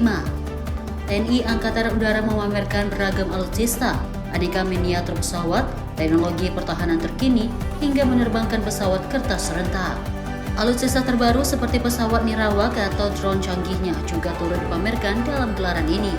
Kepala Staf Angkatan Udara Marsikal M. Tony Harjono menyampaikan, Dirgantara Fair menjadi sarana TNI AU untuk mengembangkan rasa kebersamaan dengan masyarakat. Acara ini juga mendorong generasi muda meningkatkan antusiasme dalam kedirgantaraan untuk menyambut generasi emas 2025. Selamat siang, Majoran! Kita ingin memperkenalkan Dirgantara itu bukan sekedar hanya peralatan-peralatan pertahanan, tetapi juga suatu wahana untuk mengembangkan inovasi. Kita juga ingin mengembangkan bahwa anak-anak muda itu bisa berkreasi untuk tentunya wujudkan Indonesia Emas 2045. Kemudian di sini tadi kita juga melaksanakan beberapa kegiatan. Ada menerbangkan pesawat kertas. Itu idenya bahwa kita mengadakan di seluruh Indonesia, seluruh lanut-lanut yang ada di jajaran Angkatan Udara dengan menerbangkan kertas, pesawat kertas itu simbol bahwa ayo anak-anak muda kita menerbangkan cita-cita kita setinggi-tingginya, setinggi langit. Ya. Untuk apa? Untuk Indonesia Emas 2045. Makanya Angkatan Udara ingin sekali dengan adanya kegiatan ini dekat dengan masyarakat. Ingin lebih masyarakat merasakan kebanggaan yang kami rasakan. Kami sebagai Angkatan Udara bangga melaksanakan tugas mengamankan udara, tetapi juga ayo kita bersama-sama Angkatan Udara dengan masyarakat bersama padu menjaga, mengawal Dirgantara Indonesia. TNI Angkatan Udara juga mengaku akan mengeluarkan atraksi terbarunya di udara yang akan ditampilkan pada acara HUT TNI ke-80 yang digelar pekan depan. Dari Jakarta, Dio Malau, Simpo TV melaporkan. Pemirsa, Ketua Majelis Pertimbangan Partai Persatuan Pembangunan Muhammad Romahur Muzi menyatakan bahwa Agus Supramanto merupakan Ketua Umum Partai terpilih menurut Muktamar ke-10. Selain memilih Agus sebagai Ketua Umum P3, Muktamar ke-10 juga telah memilih 12 orang formatur yang mewakili Dewan Pimpinan Pusat dan wilayah seluruh Indonesia. Mantan Menteri Perdagangan Agus Suparmanto terpilih sebagai Ketua Umum Partai Persatuan Pembangunan atau P3. Menurut kubu Agus, dalam hal ini Ketua Majelis Pertimbangan P3, Muhammad Romahur Muzi atau Gus Romi, Agus terpilih sebagai Ketua Umum bersama dengan 12 orang formatur lainnya. Terpilihnya ex-Menteri Perdagangan ini diumumkan dalam Muktamar ke-10 oleh Ketua Pimpinan Paripurna ke-8, Qoyum Abdul Jabbar. Gus Romi menegaskan, Agus terpilih sebagai Ketua Umum P3 menurut anggaran dasar dan rumah tangga partai yang berlaku. Peristiwa Muktamar ke-10 P3 2025 telah kita lewati bersama mulai sidang paripurna pertama sampai dengan sidang paripurna ke-8, di mana telah terjadi perubahan anggaran dasar dan anggaran rumah tangga tentang persyaratan calon ketua umum. Hal mana di situ disebutkan bahwa calon ketua umum syaratnya adalah memiliki kartu tanda anggota, dan itu telah dilakukan pemeriksaan apabila rekan-rekan tadi malam hadir di arena muktamar kita di Mercure Ancol. Dan yang kedua, yang bersangkutan pernah duduk sebagai pejabat di tingkat eksekutif, legislatif atau yudikatif di pusat. Karenanya kami perlu menegaskan Muktamar P3 ke-10 2025 telah usai dan telah terpilih Haji Agus Suparmanto bersama 12 orang formatur yang mewakili Dewan Pimpinan Pusat dan Dewan Pimpinan Wilayah P3 seluruh Indonesia yang akan mulai bekerja mulai malam ini untuk menyusun kepengurusan dan diberikan waktu berdasarkan anggaran rumah tangga P3 selama 30 hari ke depan. Tentu kami mengajak kepada seluruh pihak termasuk Pak Mardiono dan rekan-rekan yang menyatakan diri melalui sebuah kamar di lantai 10 Hotel Mercure telah terpilih secara aklamasi. Menurut Gus Romi, dalam sidang paripurna terjadi perubahan anggaran dasar dan anggaran rumah tangga atau ADART partai tentang persyaratan calon ketua umum. Dalam perubahan yang merupakan aspirasi ulama itu, calon ketua umum harus memiliki kartu tanda anggota dan pernah menjadi pejabat di tingkat eksekutif, legislatif atau yudikatif di tingkat pusat. Dalam prosesnya, Agus dinyatakan memenuhi syarat tersebut dan terpilih sebagai Ketua Umum Partai berlogo Ka'bah itu untuk periode 2025 hingga 2030. Dengan demikian, Agus dan 12 formatur lainnya akan menyusun kepengurusan selama 30 hari ke depan. Agus pun menegaskan ia siap bekerja untuk P3 dan bakal membawa kembali partai itu ke kursi parlemen di Senayan. Pada hari ini, tadi pagi tepatnya, saya telah terpilih sebagai Ketua Umum P3 periode 2025-2030. Saya akan membawa P3 ini menjadikan partai menjadikan besar dan membangkitkan dari tidurnya.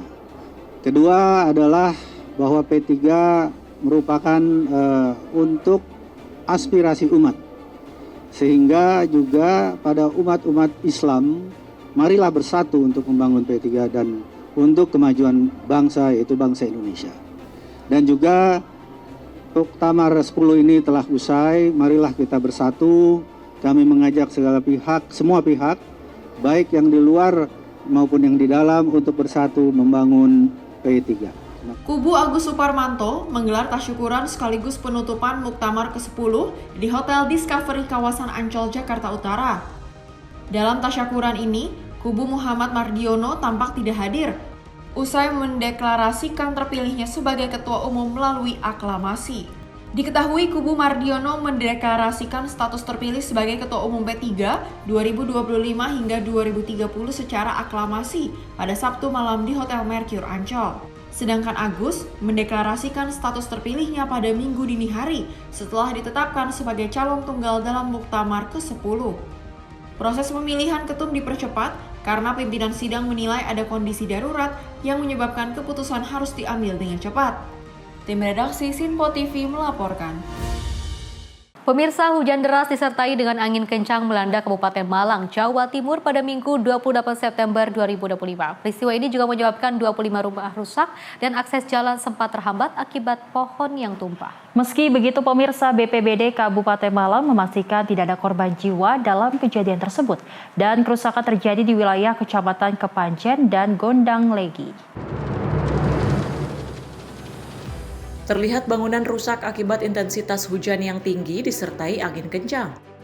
Kepala Bidang Kedaruratan dan Logistik BPBD Kabupaten Malang, Sadono Irawan menyebutkan, 21 rumah di Desa Mangunrejo dan 4 rumah di Desa Urak-Urak Kecamatan Gondang Legi mengalami kerusakan. 4 bersama TNI, Polri, relawan, dan warga langsung turun melakukan asesmen serta pembersihan material pohon tumbang yang menutup akses jalan. Kebutuhan darurat warga saat ini meliputi terpal, kasur lipat, paket logistik, dan perlengkapan dapur. Masyarakat juga diminta tetap waspada menghadapi potensi cuaca ekstrim dan bencana hidrometeorologi di wilayah Malang dan sekitarnya. Natania Astria, Redaksi Sinpo TV melaporkan. Pemirsa, diduga akibat arus pendek listrik, belasan rumah di permukiman padat penduduk Taman Sari, Jakarta Barat ini hangus dilalap si jago merah. Dan tidak ada korban jiwa dalam insiden ini.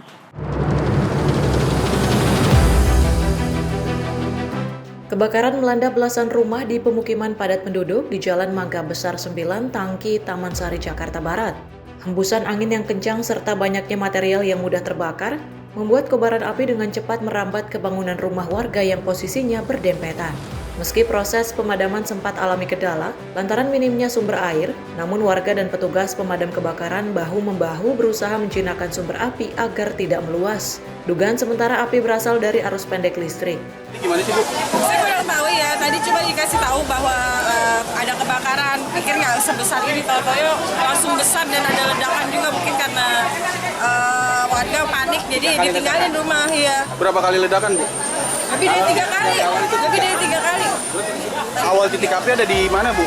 Di rumah warga atau di tempat usaha? Saya sih dekat rumah makan Padang ya. Bukan. Iya. Iya, tempat fotokopi atas ya, katanya dari kayaknya kok konslet kayaknya sih. Awalnya konslet berarti? Kayaknya, tapi belum dipastikan dari RT 7. Sejauh ini udah berapa rumah yang terbakar, Bu? Belum tahu, ini udah masuk 4 RT sih. Udah 4 RT. Udah 4 RT. Tidak ada korban jiwa dalam insiden ini, namun kerugian materi diperkirakan mencapai ratusan juta rupiah. Dari Jakarta, kontributor Sinpo TV melaporkan. Peristiwa lainnya, pemirsa, modus disuruh top up di minimarket untuk mabar game online. 5 HP bocah raib digondol seorang pencuri di Kampung Dramaga Tengah, Desa Dramaga, Kecamatan Dramaga, Kabupaten Bogor, Jawa Barat pada Minggu 28 September 2025. Dalam kamera pengawas terlihat 5 HP bocah dibawa lari sesaat bocah pergi top up game di minimarket. Seorang pelaku yang mengenakan masker topi merah berusia sekitar 25 tahun dengan santai menggasak 5 unit HP milik bocah pada Minggu 28 September 2025 di Kampung Dramaga Tengah, Desa Dramaga, Kabupaten Bogor, Jawa Barat. Dari video rekaman CCTV milik warga ini, pelaku berupaya mengelabui kelima bocah yang tengah bermain di teras warga dengan modus main bareng dan juga mengiming-imingi para bocah untuk membelikan voucher mabar atau top up game online. Pelaku kemudian membawa lari 5 HP milik bocah sesaat para bocah pergi ke minimarket untuk top up game online. Salah seorang korban mengaku saat itu korban yang sedang main di lokasi tiba-tiba didatangi pelaku dan menyuruh korban untuk main game. Pelaku pun memberikan uang sebesar 80.000 untuk top up game online agar bisa mabar. Tadi kan aku lagi main di situ. Terus ada orang yang tiba-tiba datang disuruh main game sama ini si Ares. Terus disuruh ngambil HP. Aku pulang dulu sama si Ares. Habis itu ke situ. Terus main HP. Habis main HP, kita tuh disuruh ke Alfamart buat itu top up game. Habis ke Alfamart, teman aku nyusul, pas pulang HP-nya udah gak ada. Suruh top up-nya berapa uang? Berapa duit? 80.000. 80.000. Dikasih uangnya? Dikasih. Terus yang jalan ke Alfamart siapa aja? Aku, si Epeng, si Ares, si Al. Korban berharap kejadian ini tidak terulang kembali dan pelaku bisa segera tertangkap karena cukup meresahkan. Dari Bogor, Jawa Barat, kontributor Sinpo TV melaporkan. Pemirsa, beredarnya isu penolakan pengisian BBM di SPBU bagi pengendara, terutama kendaraan bermotor yang pajaknya mati, dipastikan tidak benar atau hoax oleh Polda Metro Jaya. Hal ini diungkap Wakapolda Metro Jaya, Brigjen Pol Dekananto, agar tidak ada lagi penyebaran informasi isu yang membuat resah masyarakat.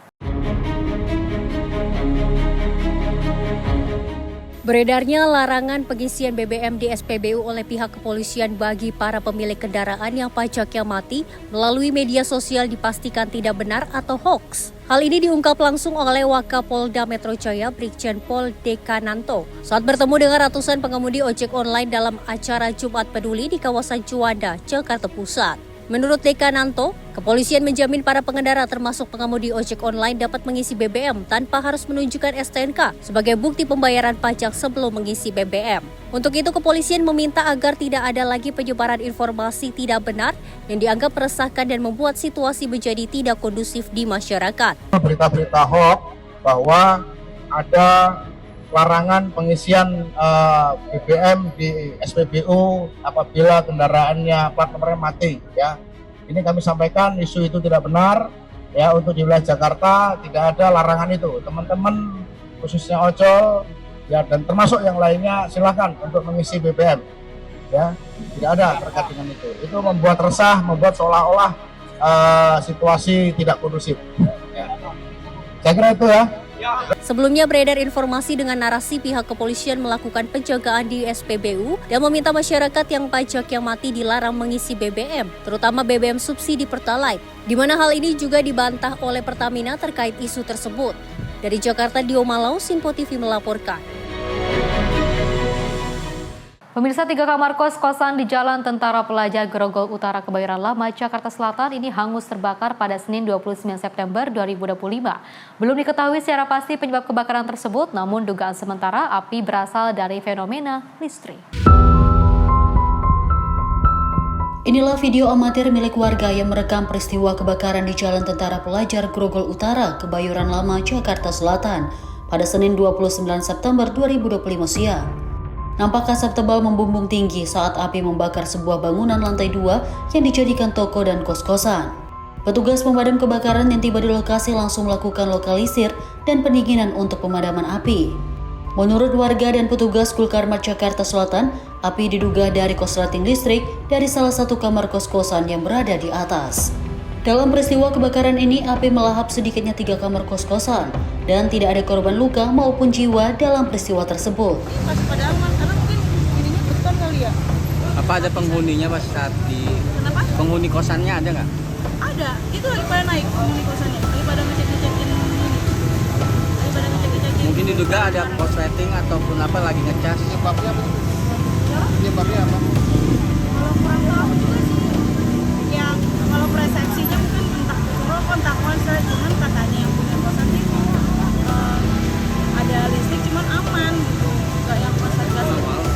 Dugaan awal disebabkan oleh fenomena listrik, ya. Baru dugaan awal. Jadi kalau untuk penyebab pastinya kita belum bisa, masih menunggu dari pihak investigasi. Yang kebakar apa sih Bang ini, Bang? Yang terbakar bangunan ruko. Bangunan ruko di mana di bawah itu dibuat usaha, di atas buat tempat tinggal.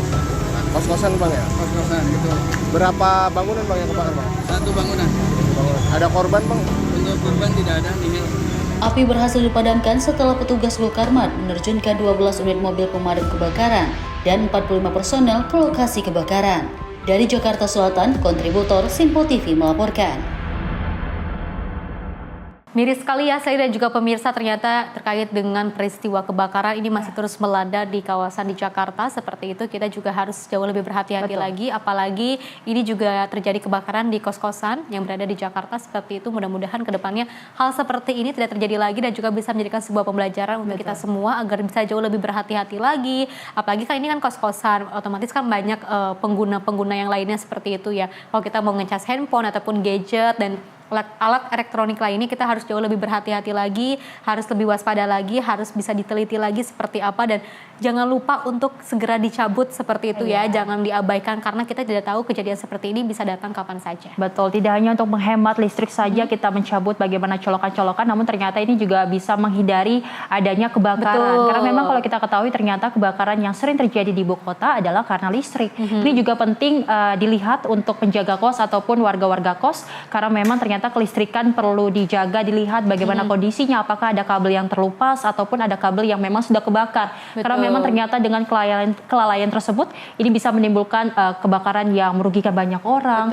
Dari segi material dan juga barang-barang juga hangus. Kita berharap bahwasanya memang ini menjadi perhatian untuk penjaga kos maupun warga-warga kos yang memang tinggal di daerah ibu kota Jakarta. Oke, mudah-mudahan kedepannya hal ini tidak terjadi lagi ya, karena juga sangat disayangkan sekali karena ini kalau tidak ada terjadi dengan arus pendek, terus juga mungkin ada butiran-butiran asap rokok, terus juga dari listrik juga ini bisa berpengaruh terjadinya sebuah kebakaran. Mudah-mudahan kita bisa jauh lebih aware lagi ya, bisa lebih peduli dengan sesama. Dan pemirsa, informasi lainnya akan kami hadirkan usai jeda berikut ini.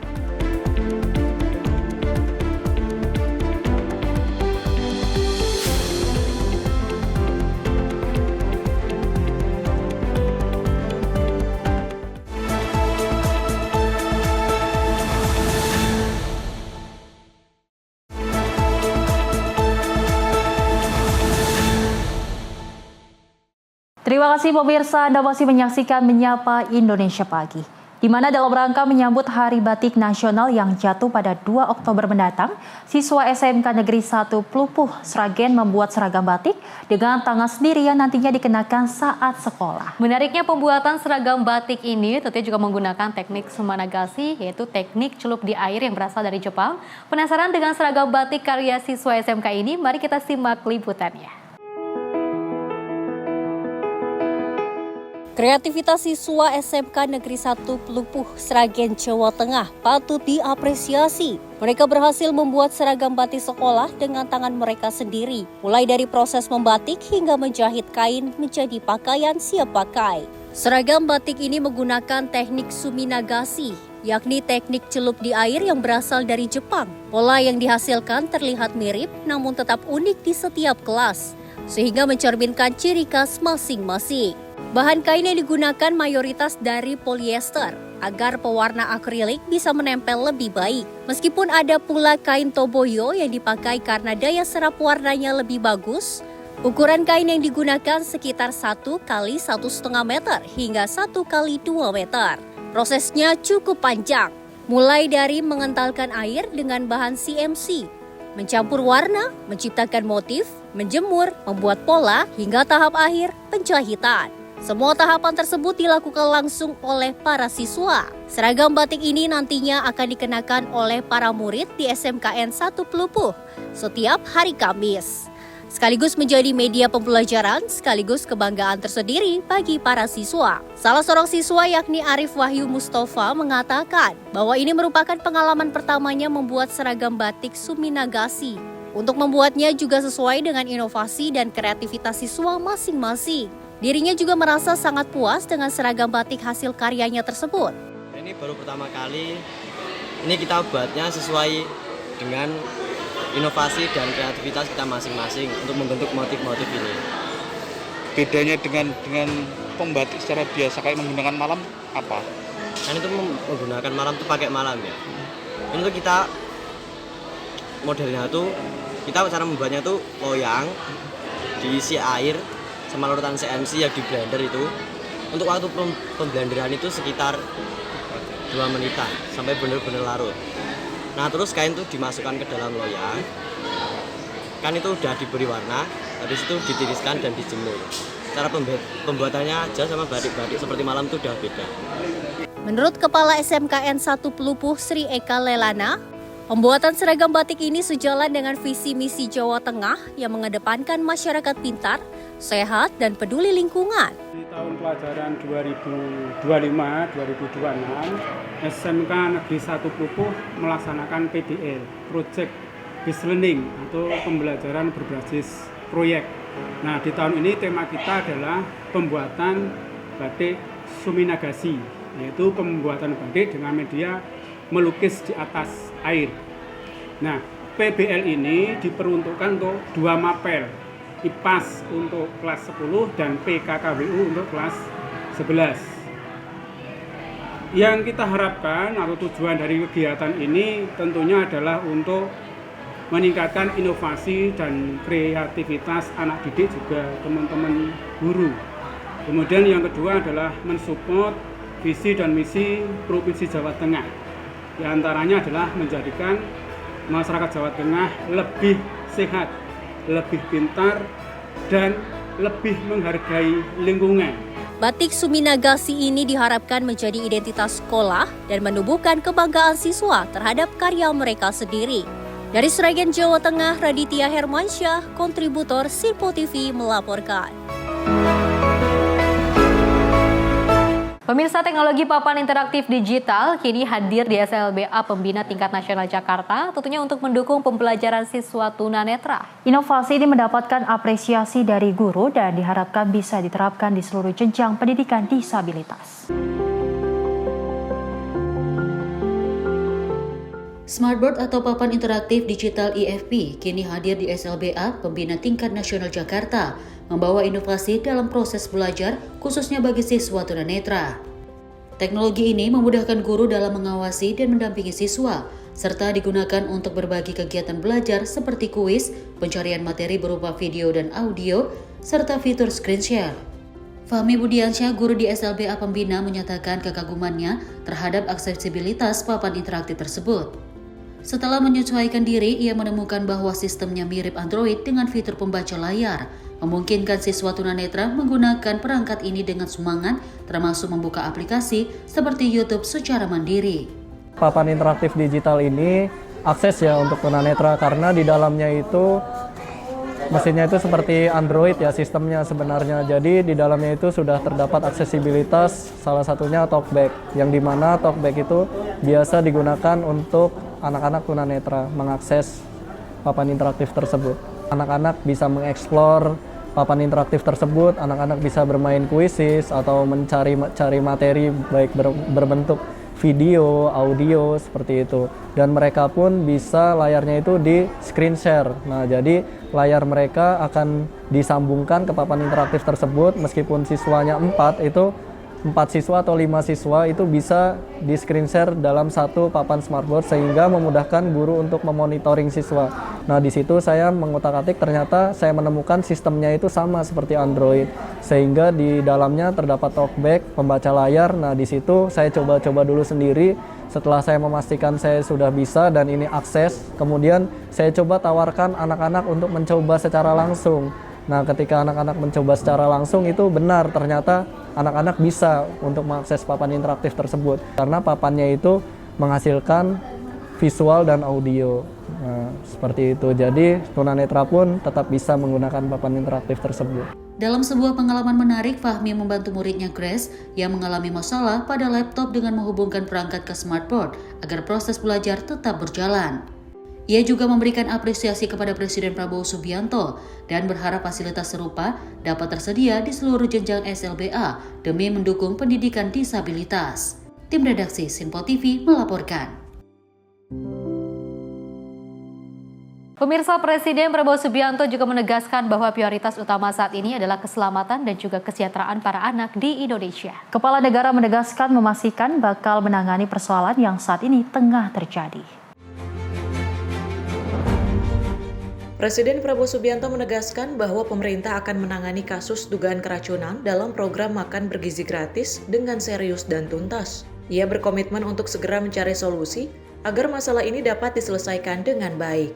Prabowo juga menyampaikan rencananya untuk memanggil Kepala Badan Gizi Nasional beserta pejabat terkait guna membahas langkah penanganan kasus ini secara menyeluruh. Pertemuan tersebut diharapkan dapat menghasilkan solusi yang efektif. Selain itu, Presiden mengingatkan semua pihak agar tetap waspada dan tidak mempolitisasi permasalahan tersebut. Ia menekankan pentingnya menjaga fokus pada tujuan utama program demi kesejahteraan anak-anak yang membutuhkan. Kita monitor ada perkembangan itu. Habis ini saya langsung akan panggil Kepala BGN dengan beberapa pejabat, kita akan diskusikan. Ini masalah besar, jadi pasti ada kekurangan dari awal, tapi saya juga yakin bahwa kita akan selesaikan dengan baik. Harus waspada, jangan sampai ini dipolitisasi. Tujuan makan bergizi adalah untuk anak-anak kita yang sering sulit makan. Mungkin kita ini makan lumayan, mereka tuh Makanya hanya nasi pakai garam. Ini yang harus kita atasi. Memberi makan sekian juta pasti ada hambatan, rintangan, ini kita atasi. Presiden Prabowo Subianto menegaskan bahwa keselamatan anak menjadi prioritas utama dalam pelaksanaan program makan bergizi gratis. Pernyataan ini disampaikan oleh Menteri Koordinator Bidang Pangan Zulkifli Hasan usai rapat koordinasi pada Minggu 28 September di Gedung Kementerian Kesehatan. Ia menyampaikan kepala negara sangat serius menanggapi insiden yang terjadi di beberapa satuan pelayanan pemenuhan gizi. Sebagai langkah antisipasi, pemerintah menutup sementara SPPG bermasalah, melakukan evaluasi kedisiplinan khususnya terhadap juru masak, serta melakukan sterilisasi peralatan dan perbaikan sanitasi, kualitas air, dan pengelolaan limbah. Setiap SPPG diwajibkan memiliki sertifikat layak higienis dan sanitasi atau SLHS, dan puskesmas serta usaha kesehatan sekolah diminta aktif melakukan pemantauan rutin. Dan atas petunjuk dari Bapak Presiden dan arahan beliau, bahwa bagi pemerintah keselamatan anak adalah prioritas utama. Kami menegaskan insiden bukan sekedar angka, tetapi menyangkut keselamatan generasi penerus. Kemudian diperintahkan semua kementerian lembaga, Pemda, pemangku kepentingan program MBG ikut dan aktif dalam proses perbaikan. Pemerintah daerah, kementerian lembaga terkait juga harus bersama-sama aktif. Tidak menunggu tapi aktif melakukan. Ya, memang sertifikat layak higienis dan sanitasi itu syarat. Ya.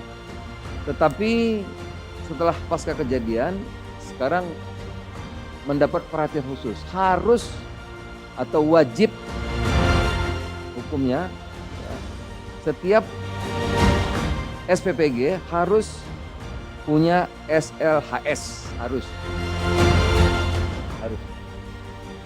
akan dicek, karena kalau tidak ada ini nanti kejadian lagi karena keselamatan adalah anak-anak kita ya, itu adalah prioritas utama. Jadi SLHS, sertifikat layak higienis dan sanitasi wajib untuk seluruh SPPG. Kami sudah meminta juga Menteri Kesehatan untuk mengoptimalkan atau menginstruksikan puskesmas di seluruh tanah air dan juga UKS itu usaha kesehatan sekolah, untuk ikut secara aktif. Tambah diminta aktif untuk ikut memantau SPPG secara rutin, berkala.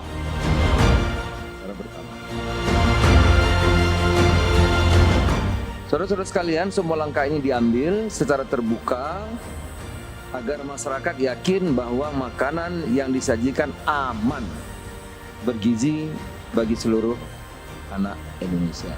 Sementara itu, Menteri Dalam Negeri Tito Karnavian menyampaikan bahwa koordinasi akan dilanjutkan dengan rapat teknis untuk membahas standar sertifikat tersebut.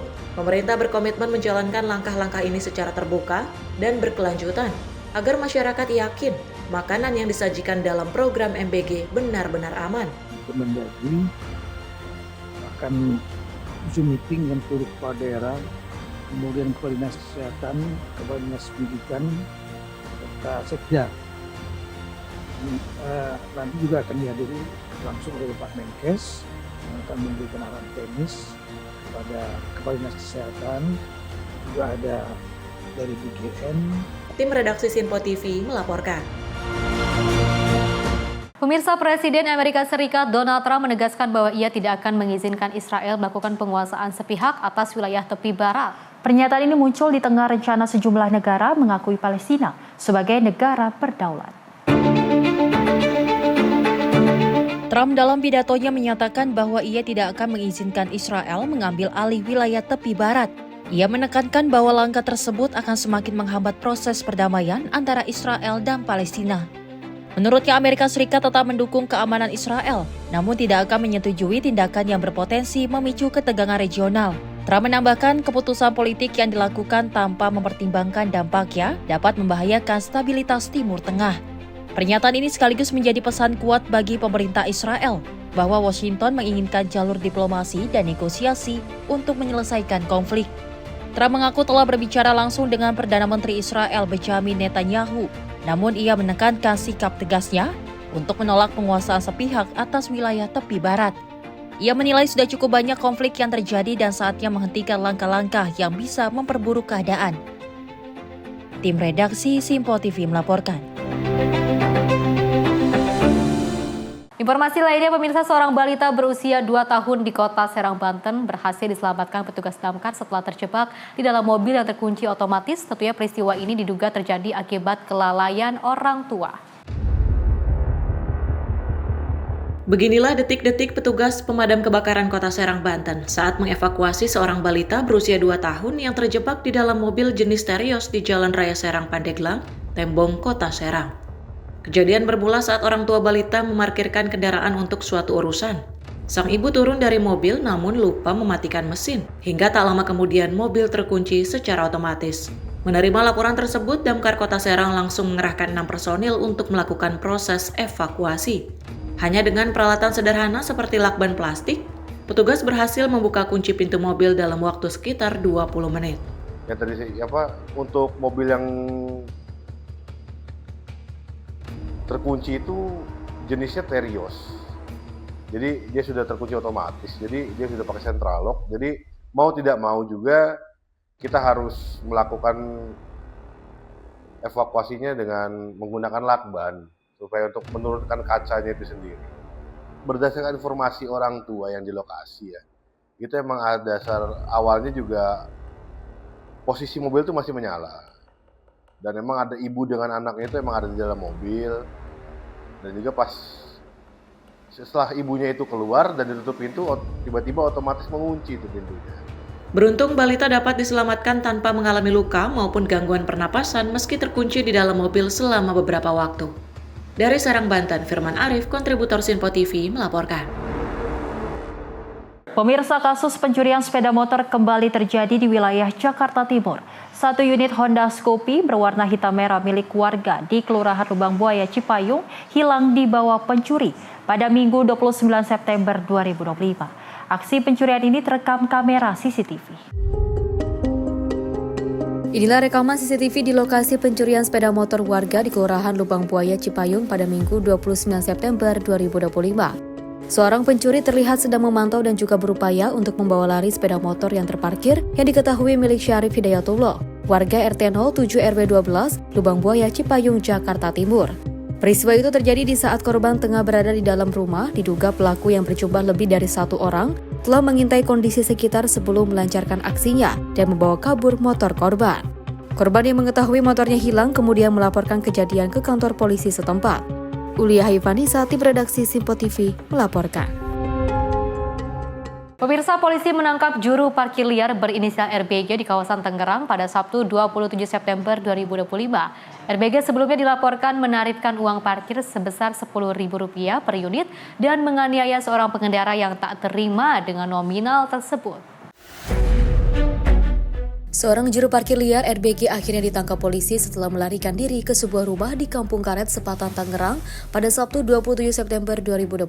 Penangkapan ini merupakan tindak lanjut laporan korban berinisial SR yang mengalami penganiayaan saat akan mengambil sepeda motornya di area parkir liar Jalan Boulevard Raya Kelapa Gading Barat. Menurut Kasat Reskrim Polres Metro Jakarta Utara, Kompol Onkeseno Gradiarso Sukahar, korban sudah membayar Rp5.000 per motor, namun pelaku meminta tambahan Rp10.000 per unit, sehingga terjadi cekcok dan juga berujung penganiayaan. Pelaku mengambil pipa besi dan juga memukul korban, akibatnya SR menderita luka robek di kepala dan memar di sejumlah bagian tubuh serta harus dirawat di rumah sakit. Saat ini pelaku telah diamankan di Polres Metro Jakarta Utara untuk menjalani pemeriksaan lebih lanjut terkait dugaan pemerasan dan juga penganiayaan. Aura Desmita, redaksi Simpo TV melaporkan.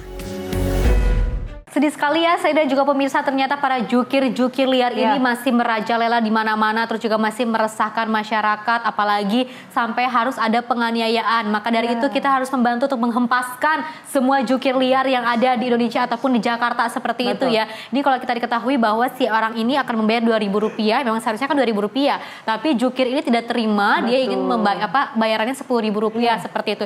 Ini kan sangat tinggi sekali ya, tidak sesuai dengan standarnya, di mana parkir kan biasa 2.000, 3.000 gitu kan ya paling mahal. Tapi ini harus Rp10.000 hingga akhirnya terjadi cekcok, terus juga perkelahian. Dan ini juga sangat disayangkan sekali. Mudah-mudahan ke depannya para jukir liar di luar sana bisa kita hempaskan bareng-bareng, dan juga para penegak hukum bisa terus mengamankan area-area yang mungkin ini rawan terkena dengan adanya jukir liar. Betul, ini menjadi sebuah peringatan untuk para penegak hukum bagaimana ternyata juru parkir liar ini masih merajalela, masih di mana-mana. Ternyata memang kalau kita ketahui hingga menarifkan per motor ini ada Rp10.000. Ini cukup mengejutkan. Karena memang ternyata kalau tidak dikasih ia sampai menganiaya. Ini bisa dikenakan pasal hukum ya, karena memang ternyata sudah menarifkan tidak sesuai dengan standar. Ini juga melakukan penganiayaan. Menjadi suatu perhatian bagaimana nantinya dari mungkin Dinas Perhubungan memberikan parkir yang resmi agar nanti masyarakat juga tidak parkir di sembarangan tempat, agar bisa parkir resmi, karena memang parkiran resmi kan sudah ada aturannya, sudah ada penjaganya, jadi bisa lebih aman lagi ya, Festi. Betul, tarif impor aja kan sekarang sudah turun ya. Masa ini tarif parkir jadi naik gitu kan ya. Memalukan kalau misalnya itu harus naik. Kita banyak pangan murah, masa parkir harus mahal. Mudah-mudahan ke depannya hal seperti ini tidak terjadi kembali. Dan pemirsa, informasi tadi sekaligus mengakhiri jumpa kita. Saya Pesi Rahmadi dan saya Selis Regar. Terima kasih dan sampai jumpa.